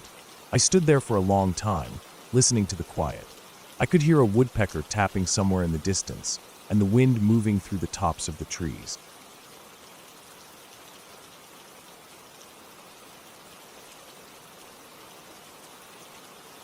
I woke up before my alarm that day. The sky outside my window was still dark, with a hint of deep blue pushing through the blackness. I sat up in bed for a while, listening to the quietness of the room. My fan made its low humming sound in the corner, and the air felt cool against my bare arms. I rubbed my face and checked my phone. It was just past 4:30 a.m. I knew I wouldn't be able to fall back asleep, so I decided to start the day early. I got up slowly, stretching my legs, feeling the stiffness in my lower back. I walked barefoot to the bathroom, flicked on the light, and splashed water onto my face. My eyes were puffy with sleep. I leaned against the sink for a moment, staring at myself in the mirror. The fluorescent bulb buzzed softly above. I brushed my teeth and rinsed my mouth, trying to wash away that early morning taste that always left me feeling a bit sick. I changed into my dark green hiking pants and an old gray t-shirt. It had small holes near the collar. I tied my boots tightly, making sure the laces wouldn't come undone on the trail. As I tied them, I could hear the faint creaking of the wooden floor under me. I grabbed my thick black hoodie from the hook near my bedroom door. Even in summer, the early mornings were cold in these mountains. I filled my water bottle and slipped it into the side pocket of my worn-out backpack. Inside, I packed a granola bar, a peanut butter sandwich wrapped in foil, and 2 bananas. I placed my phone in the small front pouch with my car keys and wallet. As I picked up the bag, it felt heavier than usual, probably because I had also packed my old film camera, hoping to take some sunrise shots at the top of the ridge. I stepped outside into the dawn air. The sky was now lighter, turning into a faded navy color, and the street lamps still glowed orange. The neighborhood was silent. No cars, no people, just a few birds waking up somewhere far off. I locked my front door and checked it twice. I always do that before leaving, even if it's just for a walk. I walked down the concrete steps, feeling the cold through the thin soles of my boots, and unlocked my car. The door hinges squeaked softly as I opened it. I started the car, and the old engine shook under the hood. The radio came on automatically. It was playing some ad about insurance, so I turned it off. I preferred silence in the morning. I pulled out of my driveway slowly, checking both sides of the empty road out of habit, and drove down the familiar street lined with dark houses. Some porch lights were still on. A few windows glowed dimly with the light of early risers. The drive to the trailhead took about 40 minutes. It was mostly empty two-lane roads winding through small forested areas and open fields with tall grass. The sun began to rise slowly behind me, turning the sky orange and pink. As I drove, I saw a few deer grazing near the road. One of them lifted its head and looked at me as I passed. Its big black eyes reflected my headlights, and I could see its ears flicking back and forth. I reached the trailhead parking lot just before 5:30 a.m. There were no other cars there yet, which felt good. I liked having the trail to myself. I turned off the engine and sat there for a minute, listening to it tick softly as it cooled. The air outside looked misty, with thin white fog resting over the tops of bushes and between the trees. I pulled my hoodie tighter around me and grabbed my backpack from the passenger seat. When I stepped out, the cold air bit at my face and hands. It felt fresh and clean, though, in a way that made my chest feel open. I locked the car, checked my bag straps, and started walking towards the beginning of the trail. The entrance was marked by an old wooden sign with the trail name carved into it. The paint was chipped away from years of weather. The dirt path was covered in dry leaves and pine needles, making soft crunching sounds under my boots. The trees around me were tall pines, their tops fading into the morning mist. I could smell the earthy scent of wet soil, pine resin, and old leaves rotting under the surface. As I walked, I felt the muscles in my legs start to warm up.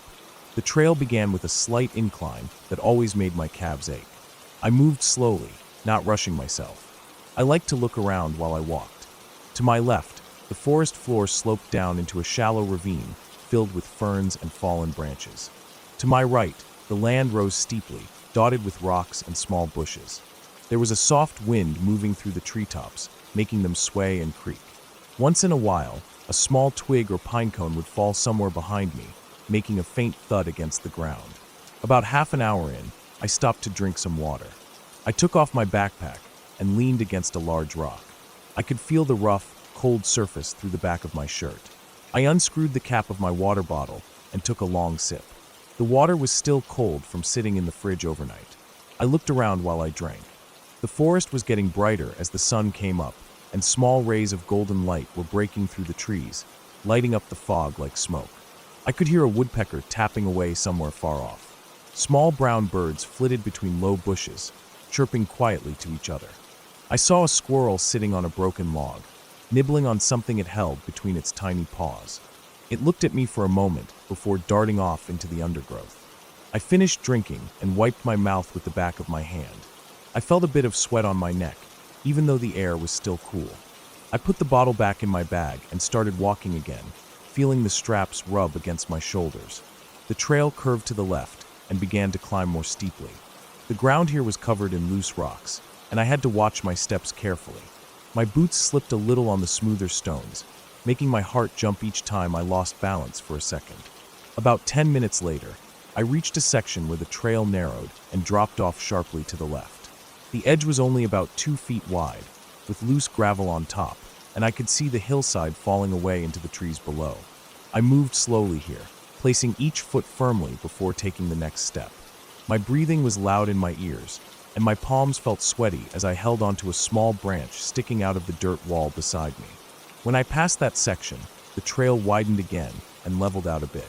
I felt my chest relax, and I stopped to catch my breath. I looked down at the valley below. The fog was rising now, moving like slow water through the trees. I could see the tops of pines poking out, and the sun lit everything in a golden glow. It was beautiful in a quiet, lonely way. I kept walking for another hour, slowly winding my way up towards the ridge. The forest changed as I climbed higher. The trees were thinner, and there were more rocks and exposed roots. I started to feel hungry, so I stopped again to eat my sandwich. I sat on a flat rock under a crooked pine tree. The foil crinkled loudly as I unwrapped the sandwich, and the smell of peanut butter made my stomach growl. I ate slowly, chewing each bite carefully, feeling the dry bread stick a bit to the roof of my mouth. I drank some more water to wash it down. After eating, I packed up my trash and stood up, brushing dirt and small pine needles off the back of my pants. I stretched my arms over my head, feeling my shoulders pop and crack. The sun was high enough now to make the air feel warmer, and I unzipped my hoodie halfway. I walked on, feeling more awake after eating.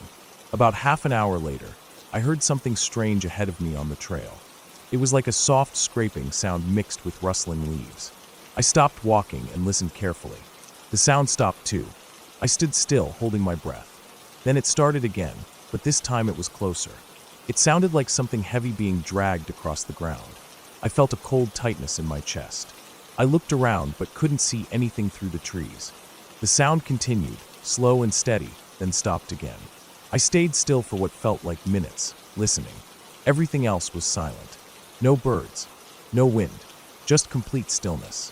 I started walking again, slower this time, placing each foot softly on the ground to avoid making noise. My ears felt hot, and my heart was beating so fast I could feel it in my throat. As I turned a small bend in the trail, I saw something that made my stomach twist. There was a man standing about 30 feet ahead, just off the trail. He was facing away from me, leaning over something on the ground. His clothes were dark and dirty, and his hair was long and matted. I could see his shoulders moving slightly, like he was breathing hard or working on something. The scraping sound came again, and I realized it was him dragging a long branch or stick across the dirt. I froze. My legs felt weak, and I felt a sharp, cold feeling in my chest. I didn't know what to do. I just stood there, watching him, trying to breathe as quietly as possible. He didn't turn around. He just kept dragging the branch, then dropping it, then dragging it again. I slowly stepped backwards, making sure not to step on any twigs. I moved off the trail a bit, hiding behind a thick pine tree.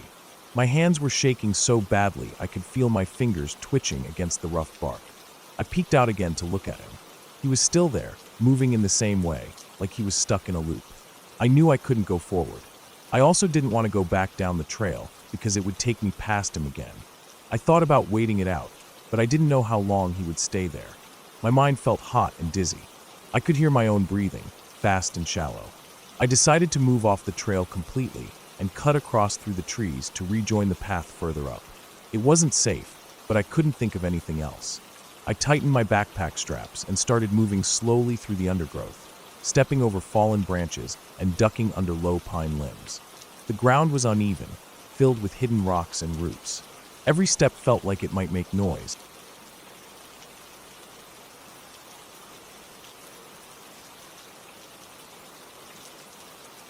I woke up earlier than usual that morning, around 5. The sun wasn't up yet. The house was quiet, and the air felt cold against my face.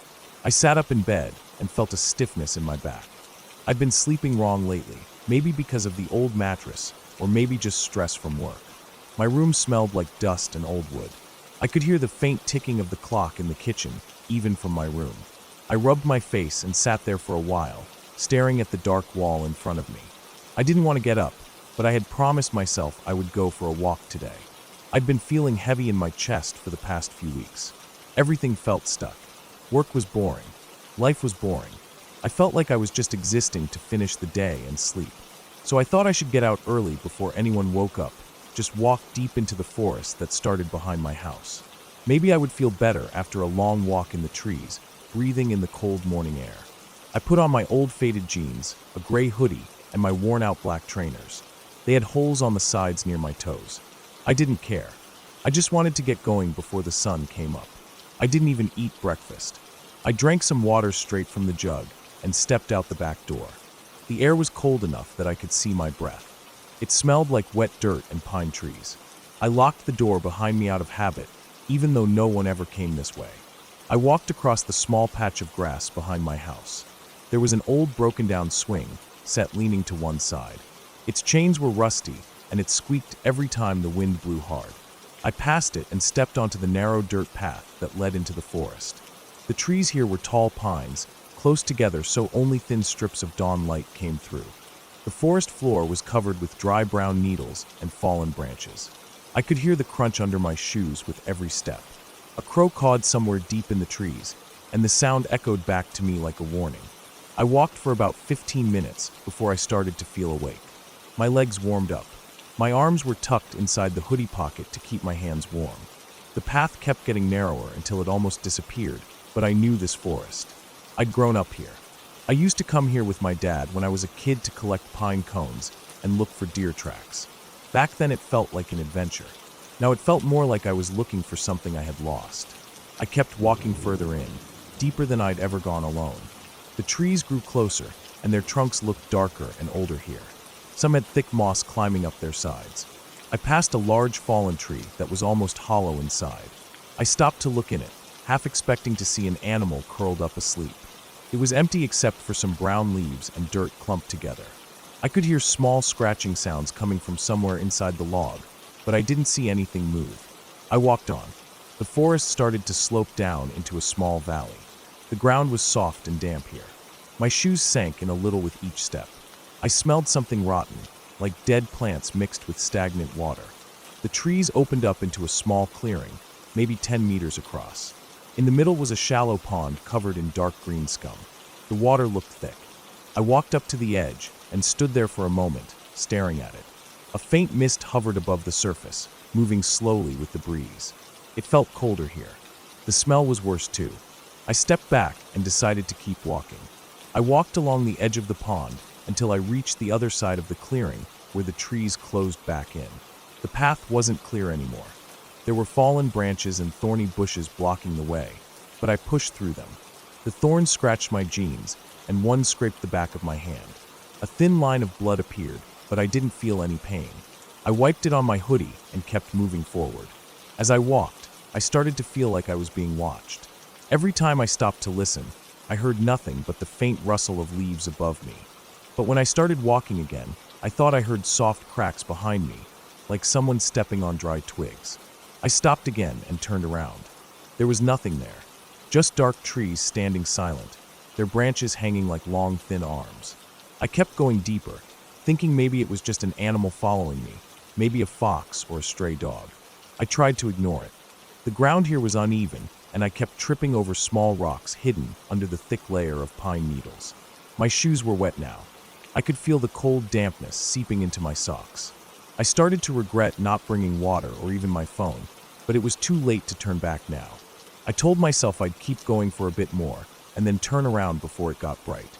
Suddenly the trees thinned out again, and I found myself on the edge of another clearing. This one was much larger, almost like a meadow, but there were no flowers or grass here. Just dirt and old dry leaves. In the middle of the clearing was a small shack. It looked like it had been abandoned for years. The wooden walls were gray and rotting. The roof sagged in the middle. There was no door, just an empty doorway leading into darkness. I stood there staring at it for a long time. I felt like I shouldn't go in. Something about it felt wrong, like it was rotting from the inside. But curiosity got the better of me. I stepped forward, careful not to make too much noise, even though the ground here was covered in dry, brittle leaves that cracked under my feet. As I reached the doorway, I paused. The smell coming out of the shack was thick and damp, like old moldy blankets left out in the rain. I held my breath and stepped inside. The inside was dark and small. The roof was low enough that I had to crouch a little. The walls were covered in old peeling wallpaper with faded green flower patterns. There was a broken wooden chair in the corner, half sunk into the dirt floor. Next to it was a pile of old rags that looked like they had once been clothes. There were empty cans scattered around, rusted through with holes. In the far corner, I saw what looked like a small mattress. It was torn open, and the stuffing was spilling out. It was covered in dark stains. I didn't want to think about what they were. As I looked around, I noticed the smell was strongest near the mattress. I stepped closer and saw that the dirt floor dipped down into a shallow hole next to it. Something shiny caught my eye in the hole. I crouched down and saw an old silver spoon, blackened with age. There was also a small metal box, half buried. I reached down and pulled it out.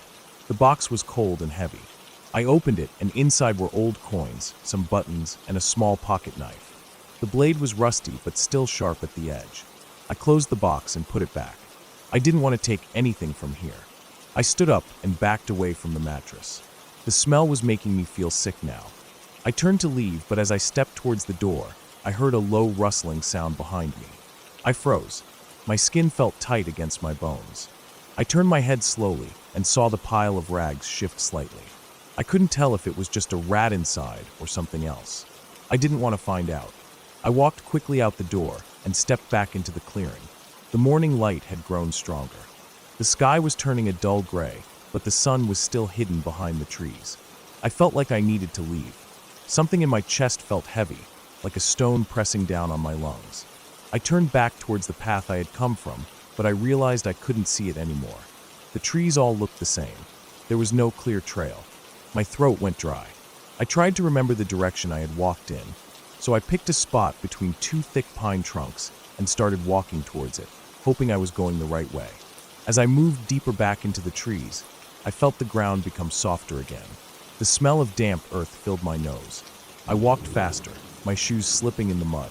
I kept looking back, feeling like something was behind me, just out of sight. Every now and then I thought I saw a dark shape between the trees, but when I stopped to look properly, there was nothing there. My heart was beating so hard I could hear the blood rushing in my ears. I walked for what felt like hours. The forest was silent, except for the sound of my breathing and my footsteps on the soft ground. My legs started to ache. My socks were soaked, and every step felt cold and squishy. I kept moving forward, trying to find anything familiar. Then I saw a tree with a deep cut in the bark. I recognized it. I had carved my initials there when I was a teenager. Relief washed over me. I knew I was close to home now. I walked past that tree, and soon I found the narrow path again. It felt like my chest loosened. I walked as fast as I could back towards the house. When I finally stepped out of the forest, the sky was bright gray. The sun was hidden behind thick clouds. The swing set stood there, unmoving in the still morning. I walked up to the back door, unlocked it, and stepped inside. The warmth of the house hit me instantly. My legs felt weak. I sat down on the floor and took off my wet shoes and socks. My feet were white and wrinkled from the cold dampness. I looked down at my hands. The cut on the back of my hand had dried up, but the skin around it was red and swollen. I didn't care. I just sat there on the cold kitchen tiles, staring at the wall, trying to calm my breathing. I didn't know what I had felt in the forest. Maybe it was just my mind playing tricks on me. Maybe I was just tired and scared from being alone for so long in the dark trees. But I knew one thing for sure. I wasn't going back there alone again. I got up, washed my hands, and made myself some tea. As I sat by the small window in my kitchen, looking out at the trees swaying slightly in the morning breeze, I felt a sense of calm wash over me. The forest was quiet now. It looked peaceful from here, like nothing bad could ever happen in there. But I knew the truth. I knew what it felt like to stand among those silent, dark trees and feel something watching you. I knew what it felt like to be so alone that even your own heartbeat sounded like footsteps